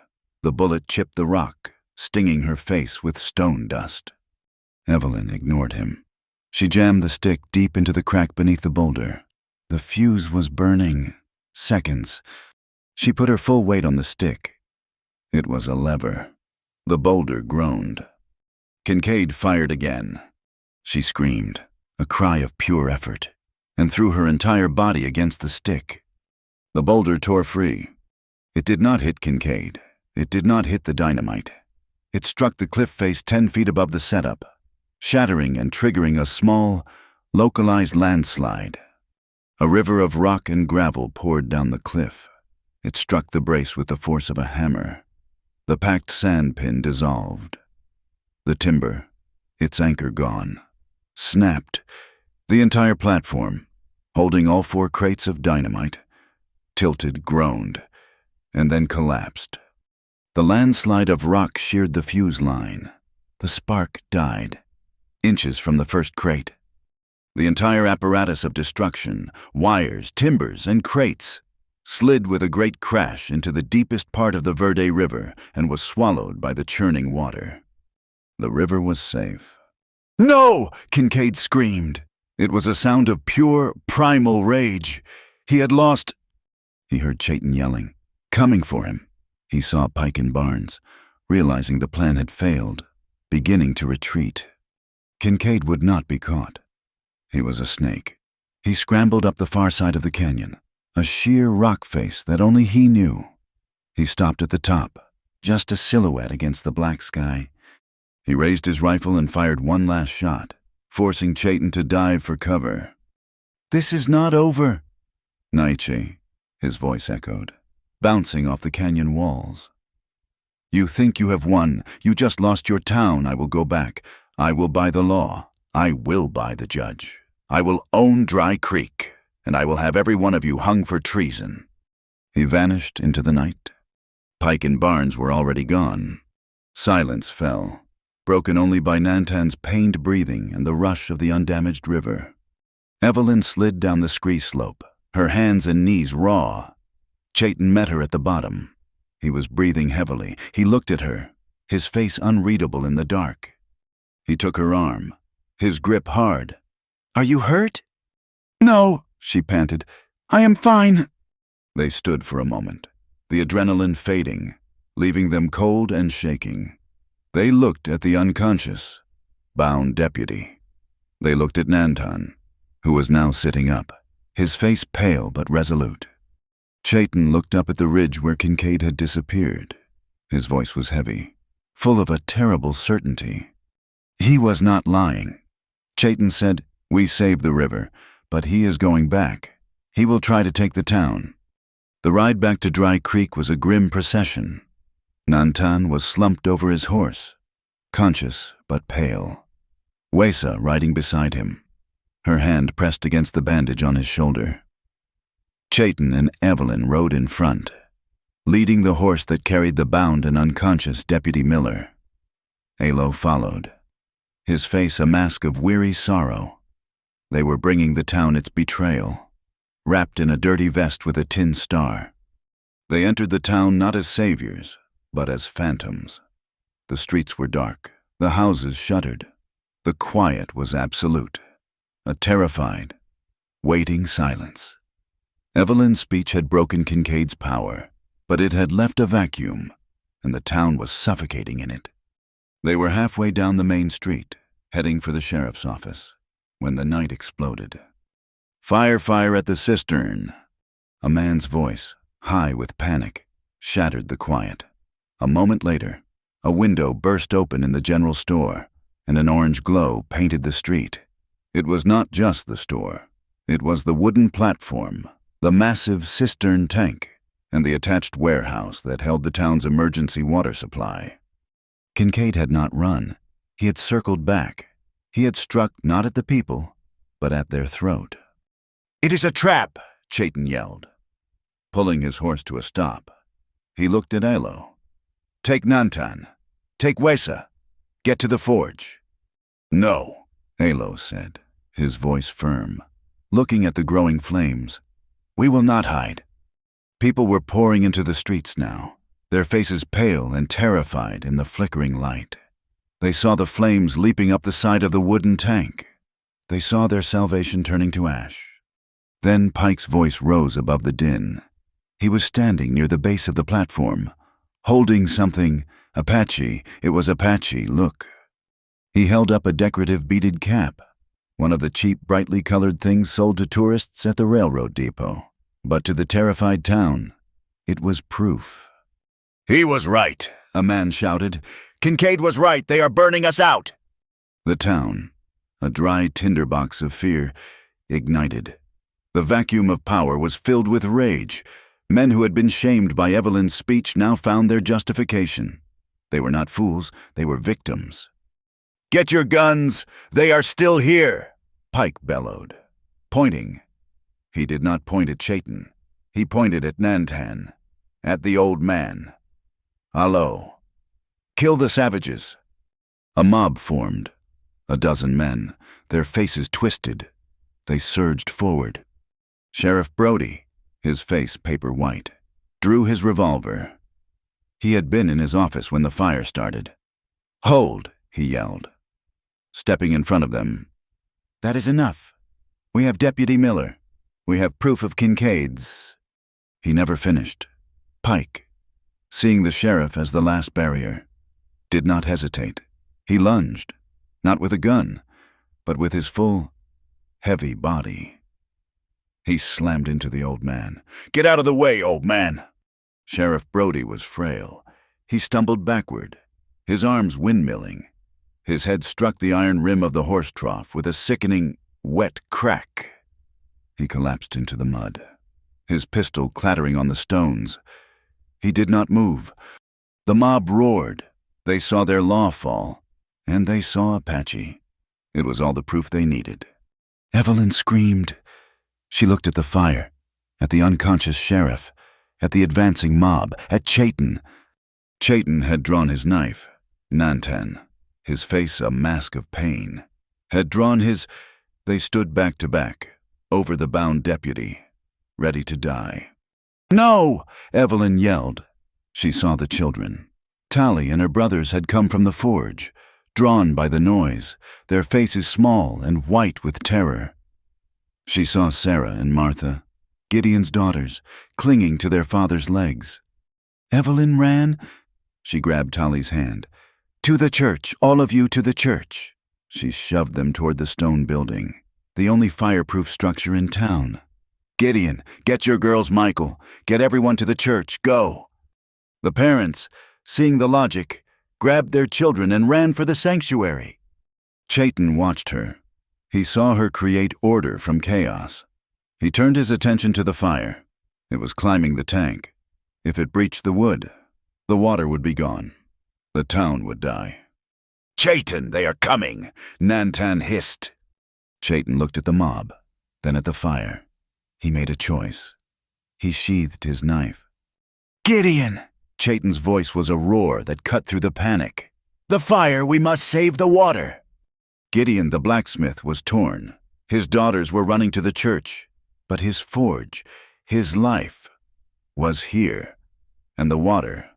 He looked at Chayton, at the Apache warrior, who was not fighting, but pointing at the cistern.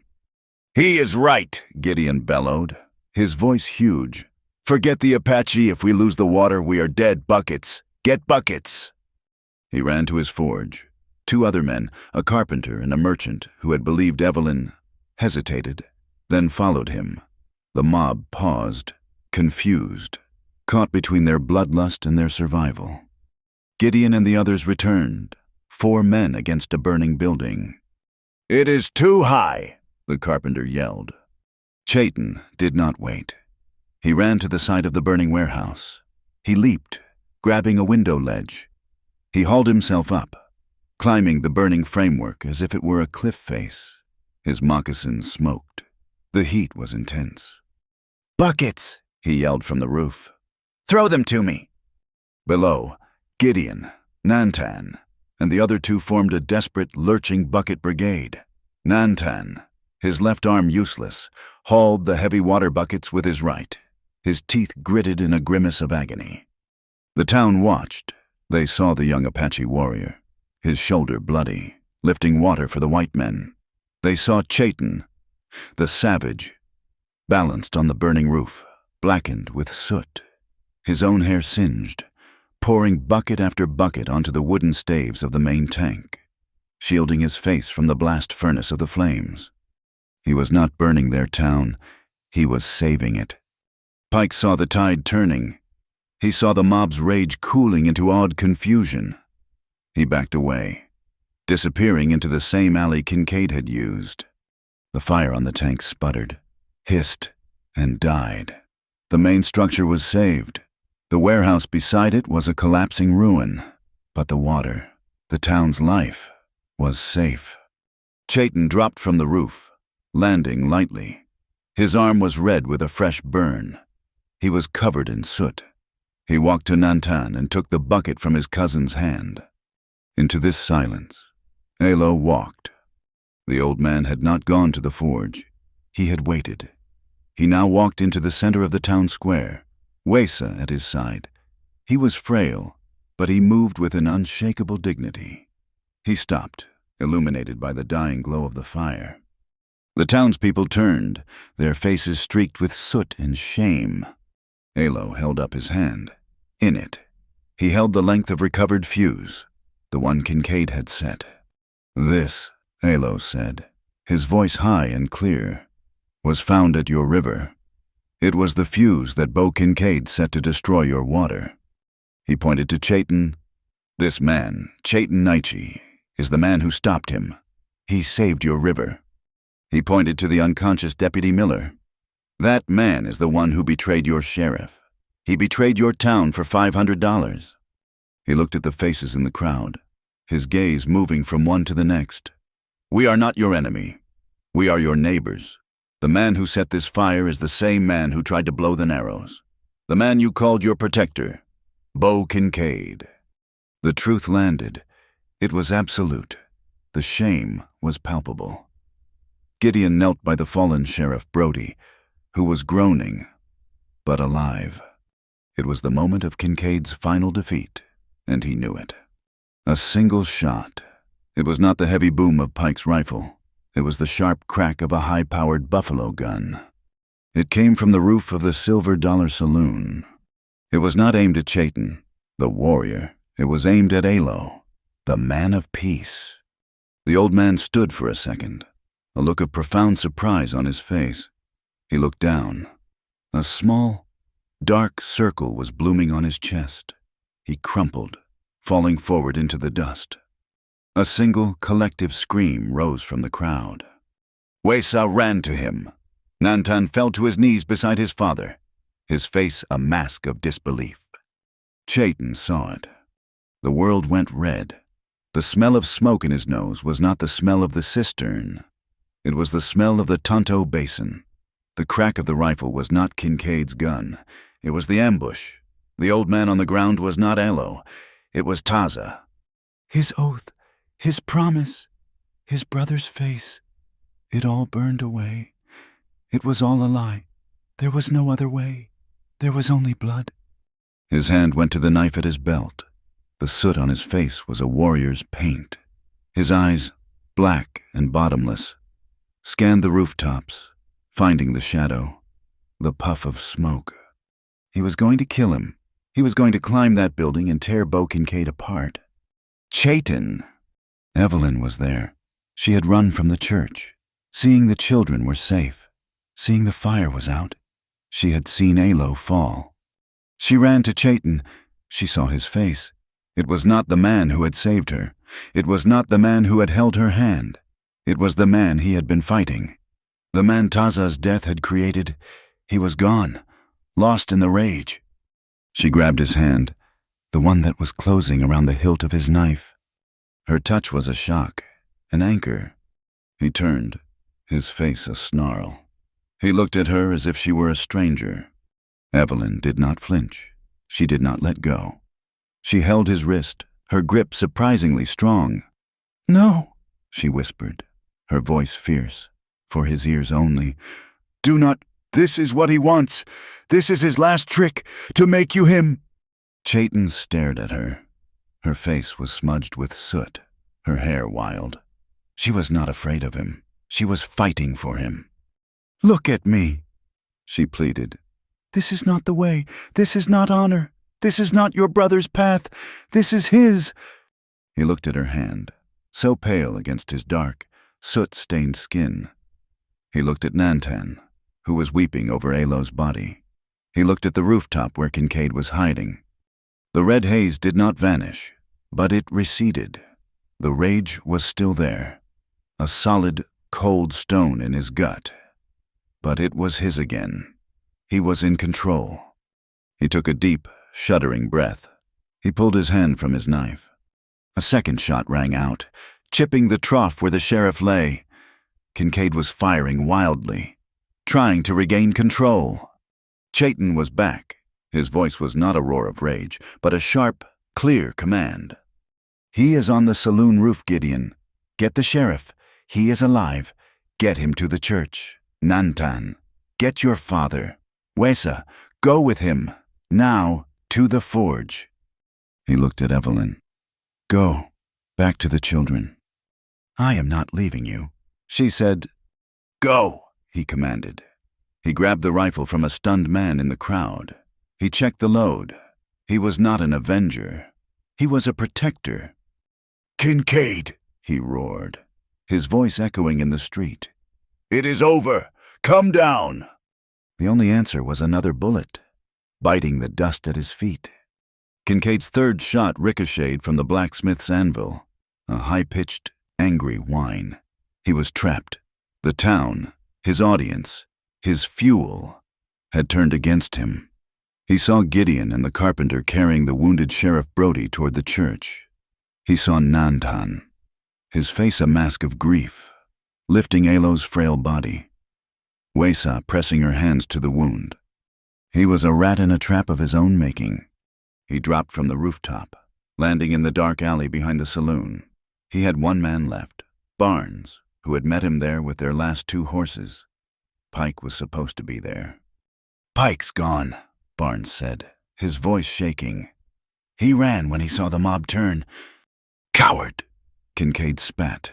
He mounted his horse, his face illuminated for a second by a distant, flickering light. It was not the fire. It was lightning, far to the west. A low rumble, unlike the sharp crack of his rifle, rolled across the desert. A storm. Where are we going, boss? Barnes asked, mounting up. The river. Kincaid growled. There is a crossing 5 miles south. We will be in Tucson by morning. This is not over. Chayton Naichi was already moving. He had seen Kincaid drop. He vaulted over the horse trough, his borrowed rifle in one hand, his knife in the other. He did not run down the street. He cut through the alley, his moccasins silent, tracking the sound of the horses. He burst out of the alley at the edge of town just as Kincaid and Barnes spurred their horses, galloping toward the river. Evelyn, ignoring Chayton's command, had run back to the cistern. The warehouse fire still smoldered, and a lantern lay on the ground, its glass intact. She grabbed it.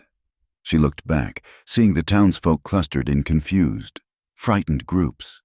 They were leaderless. "He is getting away!" she screamed. "Kincaid, he is running!"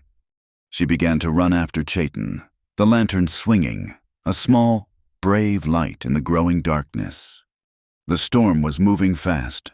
The wind, smelling of rain and ozone, whipped Evelyn's skirts and tore at Chayton's hair. The night was no longer still. It was alive, and it was angry. The main bridge, a sturdy wooden structure that crossed the Verde, was a mile from town. Kincaid and Barnes reached it first. The river below was a dark, churning mass. As Kincaid's horse hit the first planks, he heard a sound behind him. A man, on foot, running with the speed of a deer. Chayton. "Stop him!" Kincaid yelled, spurring his horse. Barnes, the last loyal man, reined in. He was a professional. He dismounted, raised his rifle, and waited. He was the rear guard. Chayton saw him. He was still 200 yards away, a perfect shot for Barnes. Chayton did not stop. He did not even slow. He zigzagged, a hunter's run, using the sparse bushes as intermittent cover. Barnes fired. The bullet sang past Chayton's ear. Barnes chambered another round. He aimed again. Chayton dropped his rifle. He did not need it. He drew his knife. Barnes fired a second time. Chayton was not there. He had used the second of Barnes's aim to dive, rolling, coming up 20 feet to the left. He was close now. Barnes, panicked by the sheer speed of the Apache, dropped his rifle and drew his revolver. He fired once, twice. Chayton was on him. It was not a fight, it was a judgment. Chayton's hand clamped on Barnes's wrist, the one holding the gun. The sound of bone breaking was a dull, wet snap. The gun clattered to the ground. Barnes screamed, a high, thin sound. Chayton did not kill him. He was a warrior, not a butcher.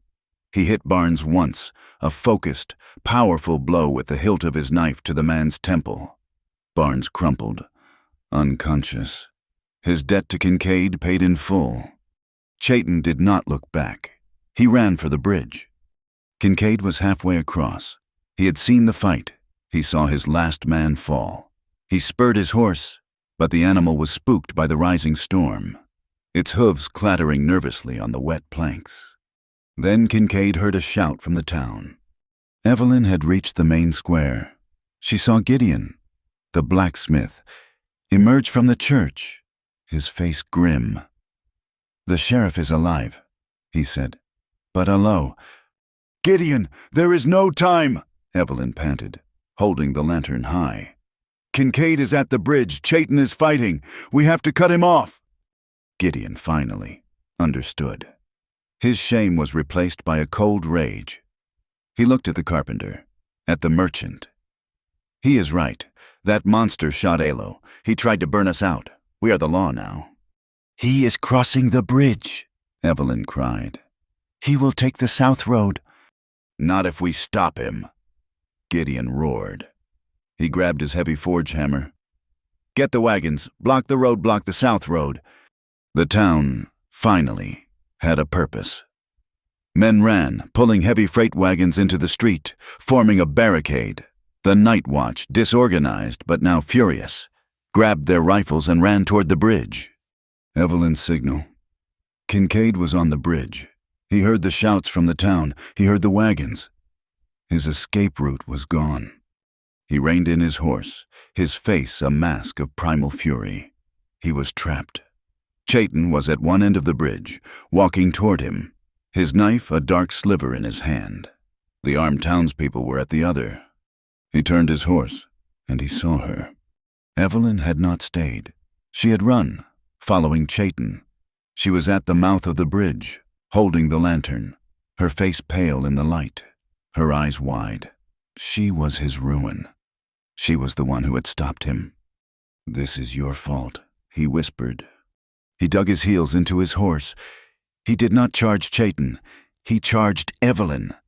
"No!" Chayton screamed, sprinting. He was too far. Kincaid was on the horse. He swept past, his arm a steel band.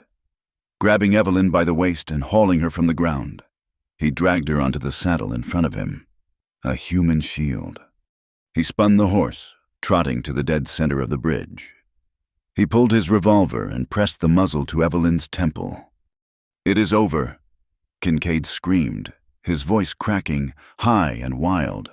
"Everyone back off, or the teacher dies, the one you all love, the Apache lover." Chayton stopped. He was 20 feet away. His knife was useless. Gideon and the townsfolk stopped at the far end. They raised their rifles, but their shots were hopeless. The storm broke. The sky opened. Rain, cold and furious, lashed the bridge, soaking them all in seconds. A crash of thunder exploded directly overhead, so loud it shook the timbers. Nature was passing judgment. "Drop the knife, Nietzsche," Kincaid spat, his face a mask of sweat and rain, his eyes wild. "Drop it, or I will put a bullet in her head. This woman you saved, this woman who ruined me."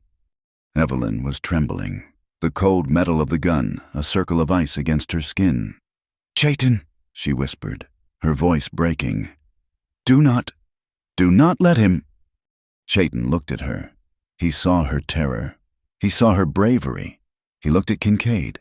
He saw the weakness in the man, the pathetic reliance on a final, cowardly act. The rage was gone. The ice was gone. All that was left was the clarity, the terrible, sad clarity of his brother's words. There must be another way. He opened his hand, the knife he had carried for 10 years, the knife that had been his only law, clattered onto the wet wooden planks. He raised his empty hands. "You are right," Chayton said. His voice was not a warrior's. It was a man's. It was quiet, but it carried over the howl of the rain. "I will not stop you." Kincaid blinked. This was not the response he expected. "What?" "Let her go," Chayton said, taking one slow step. "Take the horse. Take the south road. I will not stop you." You are lying, Kincaid stammered, his grip tightening on Evelyn.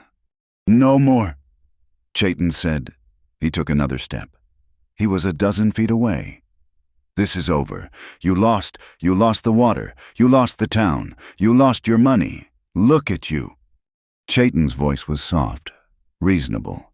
It was the most devastating weapon he could have used. You are just a man. Beau, a wet, frightened man on a horse. You are not a king. You are not a god. You are just a thief. And you have nowhere to go. I have her, Kincaid screamed, his voice cracking. He was coming apart. He understood rifles. He understood dynamite.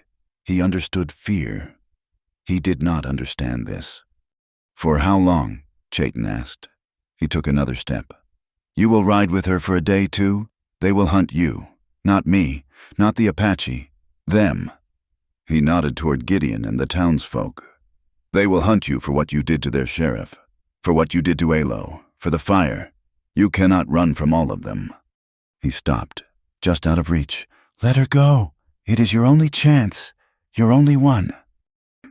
Kincaid looked at Chayton's empty hands. He looked at the townsfolk, their rifles steady. He looked at Evelyn.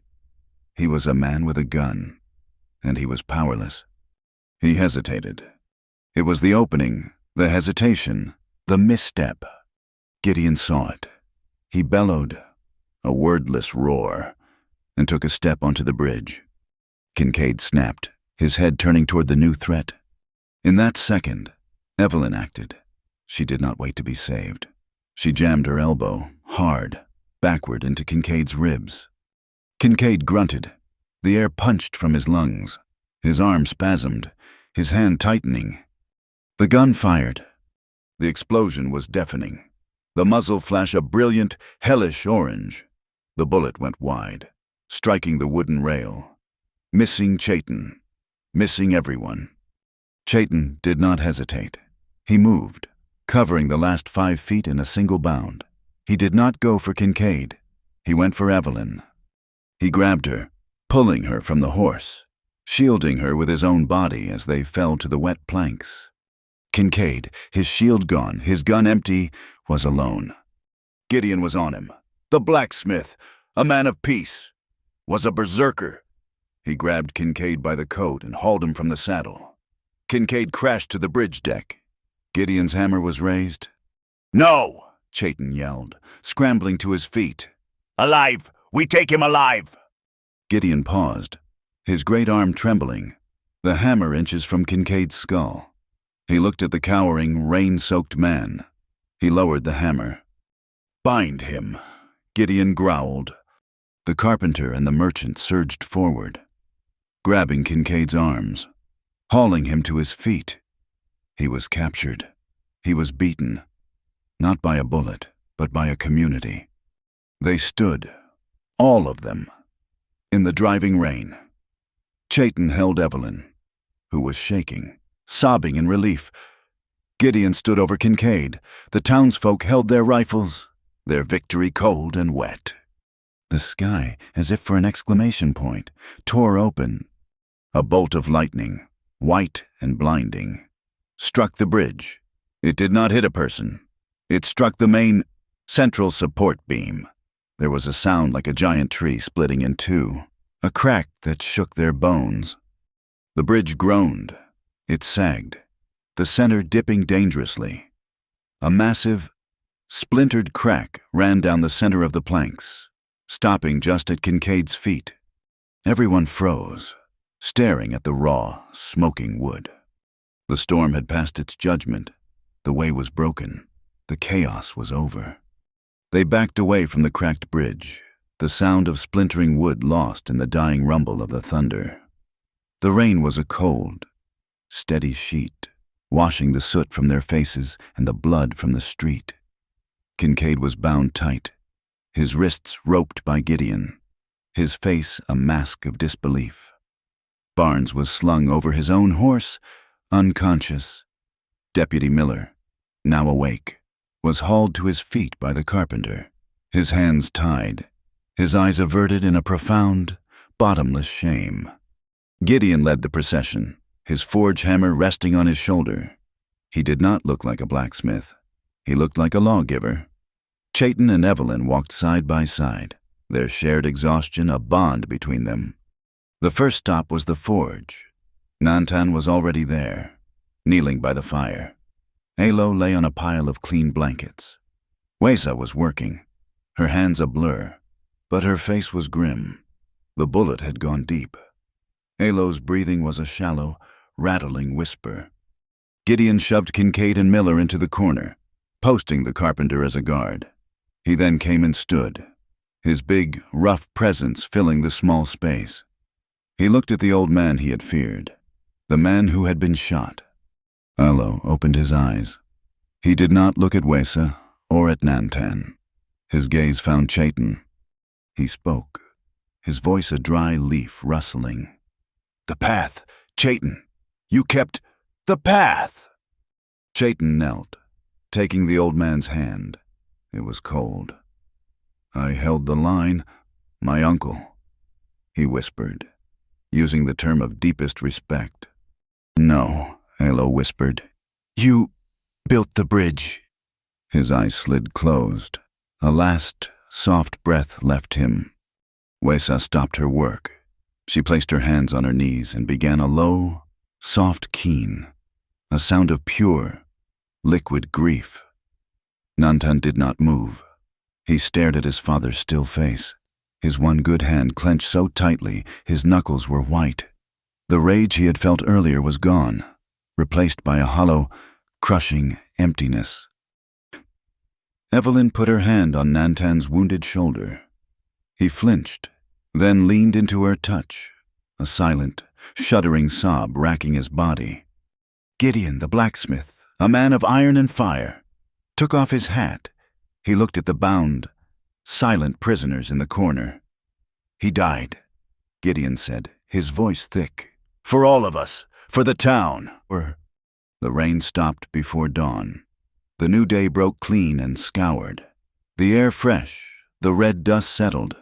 It was a world washed new, but it was a world without Alo. They held the funeral 2 days later. It was not an Apache ceremony. It was not a white one. It was something new. It was held in the town square, the space between the forge and the church, the ground Alo had fallen on. The pastor, his voice trembling, read from his book, but then he stepped aside. Chayton stood.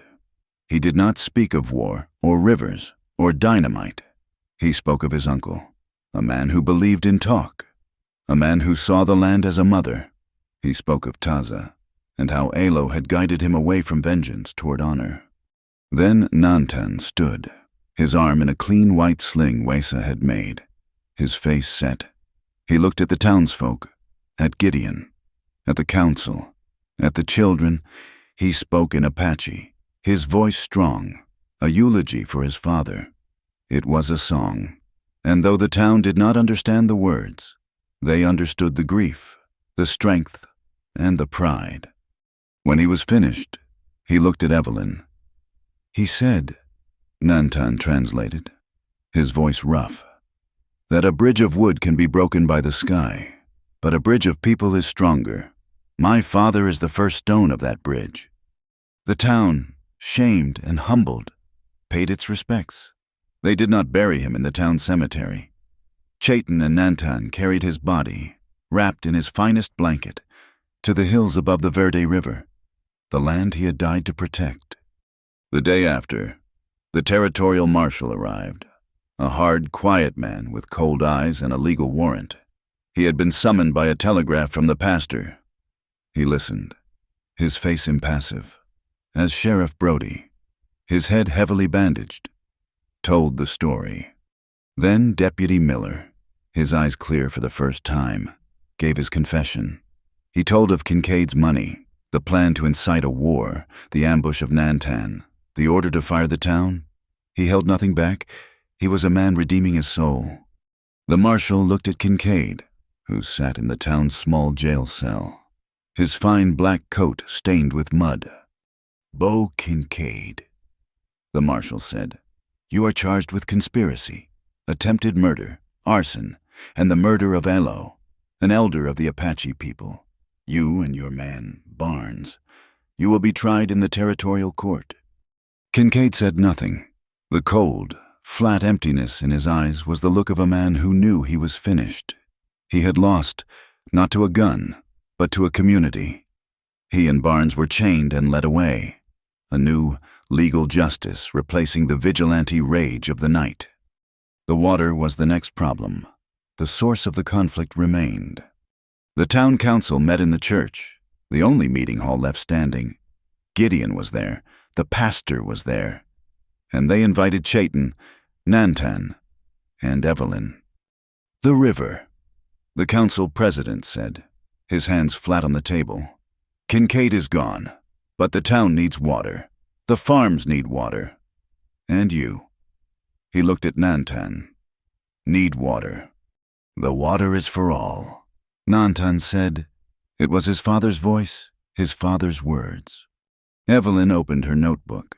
She did not speak of justice or morality. She spoke of logistics. "You cannot both take all you want.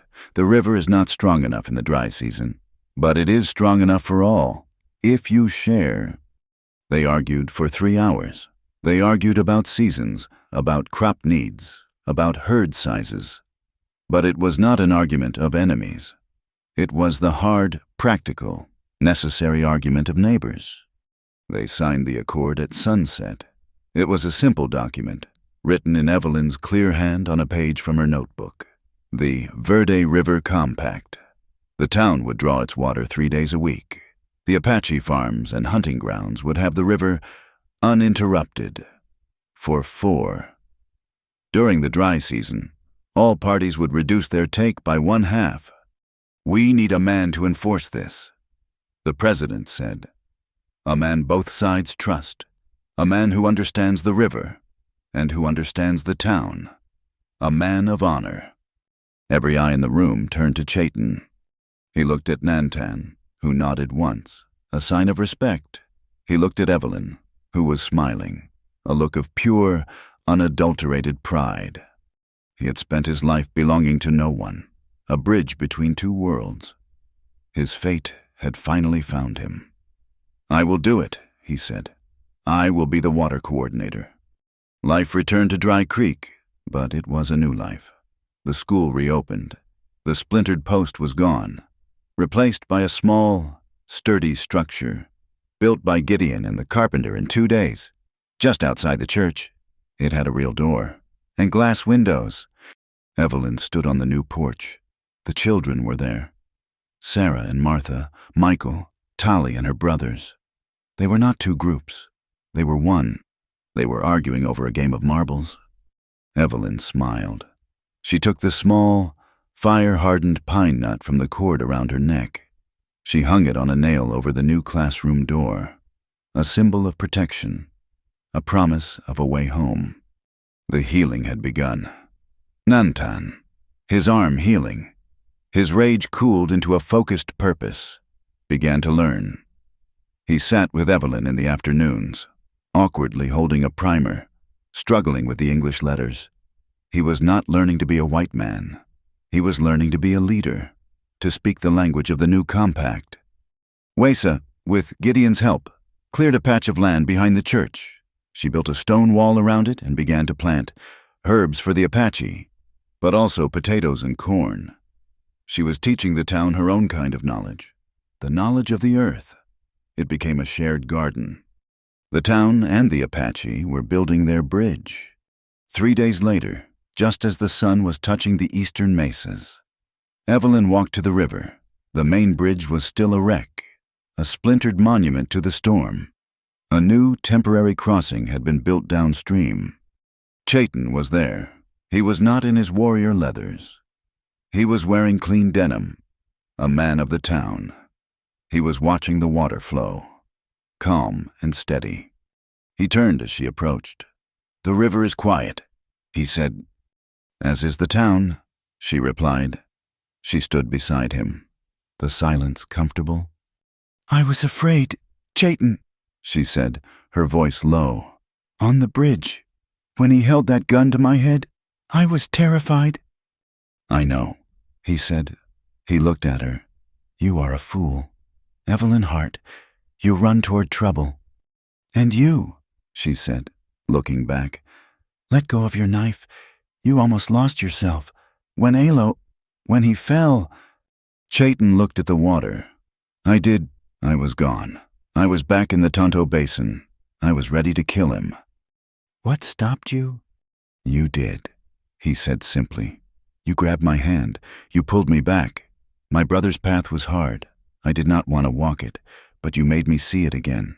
You made me see it was the only way. She reached out and took his hand. It was not a gesture of gratitude. It was one of partnership. His rough, calloused hand closed around hers.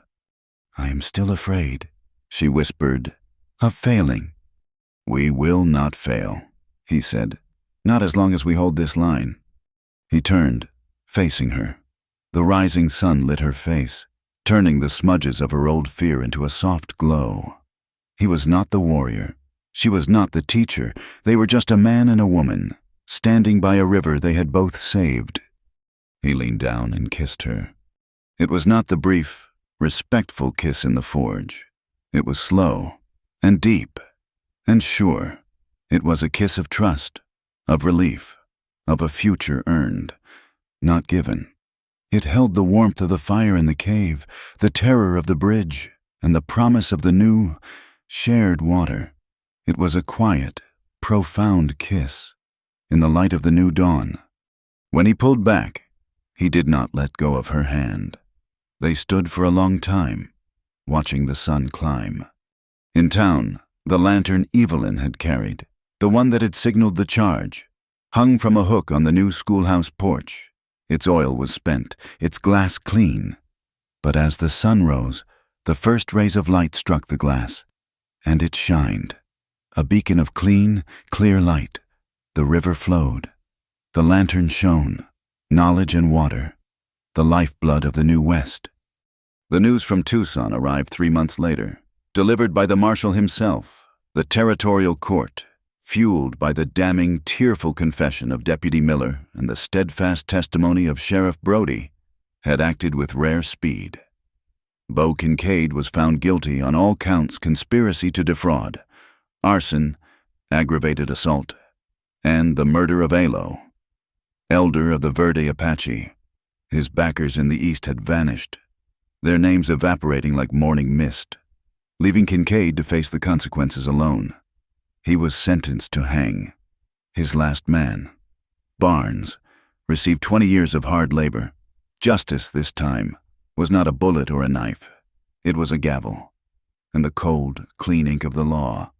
The Verde River Compact was formalized in the same week. The document, copied in the pastor's finest hand from the pages of Evelyn's notebook, was filed and stamped by the territorial government. It was now law, binding on both the town and the Apache. Chayton Naichi, in his new, strange role as water coordinator, rode the line between the two communities. But his job was easier than he had feared. The shared terror of the fire, the shared grief for Alo, and the shared victory over Kincaid had forged a respect that was stronger than any signature. The valley was healing, breathing a new, shared air. Autumn deepened, crisp and golden. The shared water had yielded a harvest richer than Dry Creek had ever known. The corn in the town fields was high, and Wesa's garden, now tended by 3 Apache women and the blacksmith's daughters, was overflowing with squash, beans, and chilies. The sound of hammering, once a sign of Kincaid's ambition, was now Gideon and the carpenter, working to repair the splintered bridge, making it stronger than before. It was Gideon who proposed the celebration, a true harvest festival, not just for the town, but for the whole valley.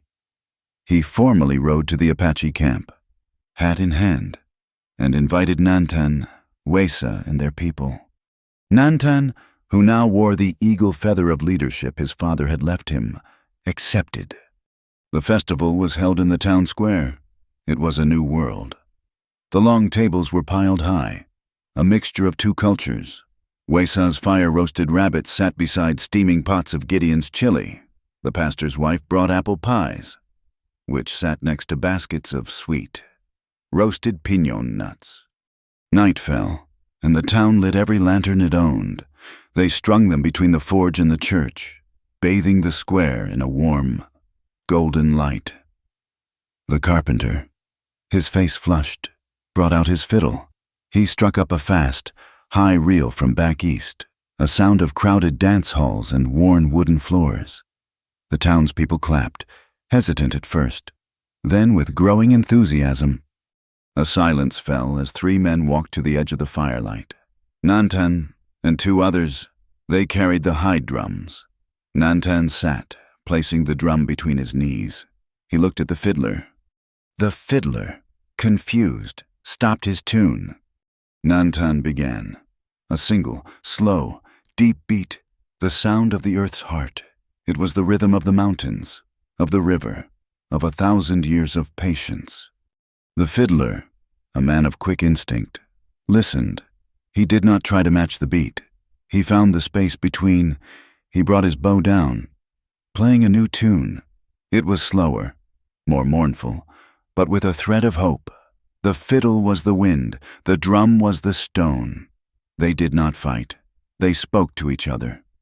Gideon, the blacksmith, his face clean and shining, walked across the square. He stopped in front of Wessa, who was watching with a small, quiet smile. He bowed, a massive, clumsy, infinitely respectful motion. "Ma'am," he said, "may I have this dance?" Wessa looked at his calloused, soot-stained hand. She placed her own small, brown hand in his. He led her into the center of the square, and they began to move. A strange, shuffling, beautiful dance. The town had never seen anything like it. The blacksmith and the Apache healer. It was the first step on the new bridge. Evelyn watched from the porch of the schoolhouse. She had a new sign, painted by the carpenter. The letters clean and black. It read, simply, "School by the River." She was not the teacher from Boston. She was not the outcast. She was home. She had hung the small pine nut, her charm, from the nail above the door, where it would stay. Chayton came to stand beside her. He was not dressed as a warrior, or as a coordinator. He was just himself, in clean denim, his hair tied back. He watched Nantan playing his father's drum, his face calm and strong. "Nantan is a good leader," Chayton said, his voice quiet. "He learned from a great man." Evelyn replied, not looking at him, "And from a great cousin." Chayton was silent for a long moment, watching the strange, wonderful dance. "When I left the army," he said, his voice so low she almost missed it, "I made an oath, to my brother's memory, that I would belong nowhere." "I remember," she whispered. "I thought that if I did not belong to a people, I could not be betrayed by them. I was not Apache. I was not white. I was a ghost, walking the line between. I thought it was honor, but it was just fear." Evelyn turned to look at him. "And now?" He turned to face her. The lantern light was soft on her face. "Now, that oath is dust. I was wrong. Honor is not being alone. Honor is protecting what you love." He took her hand. "I belong here. Evelyn, I belong to this valley. I belong to this compact, to this water." He looked into her eyes, and she saw the last wall of his defense crumble, the last of the ice melt. "I belong to you."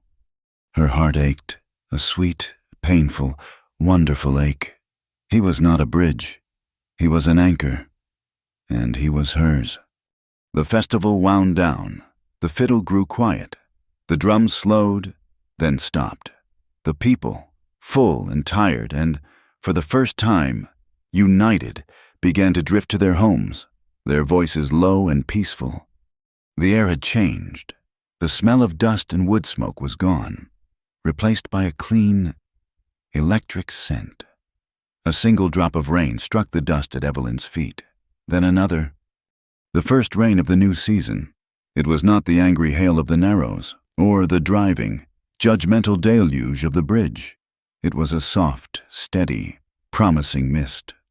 Evelyn shivered in the sudden cold. Chayton turned, unfastening the heavy wool poncho from his saddle.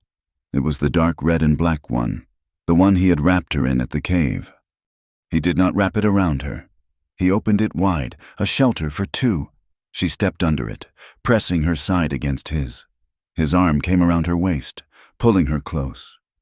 They were a single silhouette, wrapped in wool, hidden from the world. They did not go to the forge. They did not go to her small room. They walked as one. Through the light, quiet rain, they walked past the sleeping town, past the dark church, to the bank of the Verde River. They stood and watched the water. It was calm, dark, and steady, its surface textured by the falling rain. The town was dark, but on the porch of the school by the river, the lantern still hung. Evelyn had lit it, as she did every night, a beacon of knowledge. Its light, a single point of steady gold, cut through the rain. It crossed the dark water, laying a trembling, unbroken line of light from the bank to the center of the current. The river was reflecting the light of the school. "It is a great responsibility," Evelyn whispered, her voice muffled against the wool of his shoulder. "The children, the town, this peace." "It is," he agreed. He looked at the water, flowing calm and safe. "The river is the heart. If it stops, we stop. We are its guardians." "We will protect it," she promised, her voice fierce. "We will," he said. He held her, his arm a strong, warm band around her. They were free, free from Kincaid, free from the ghosts of the Tonto Basin, free from the past. But they were not unattached. Their freedom was a shared, willing burden. They were bound to this land, to this river, and to each other. They would guard this water as they guarded their own hearts. In the blacksmith shop, a light came on, Gideon banking his fire for the night. From the darkness, they heard it, carried on the damp air, the sound of children's laughter from the Apache camp, a sound of safety, of a future. They saw the light in the schoolhouse, shining on the water. A page had turned. A new chapter had begun. In the wind-blown land, justice was not just a fast gun, it was a warm hand holding another. Thank you so much for listening to this story. We would love to know where in the world you are listening from. Please let us know in the comments, share your thoughts, and please subscribe to our channel, Wild West Tales, for more stories like this.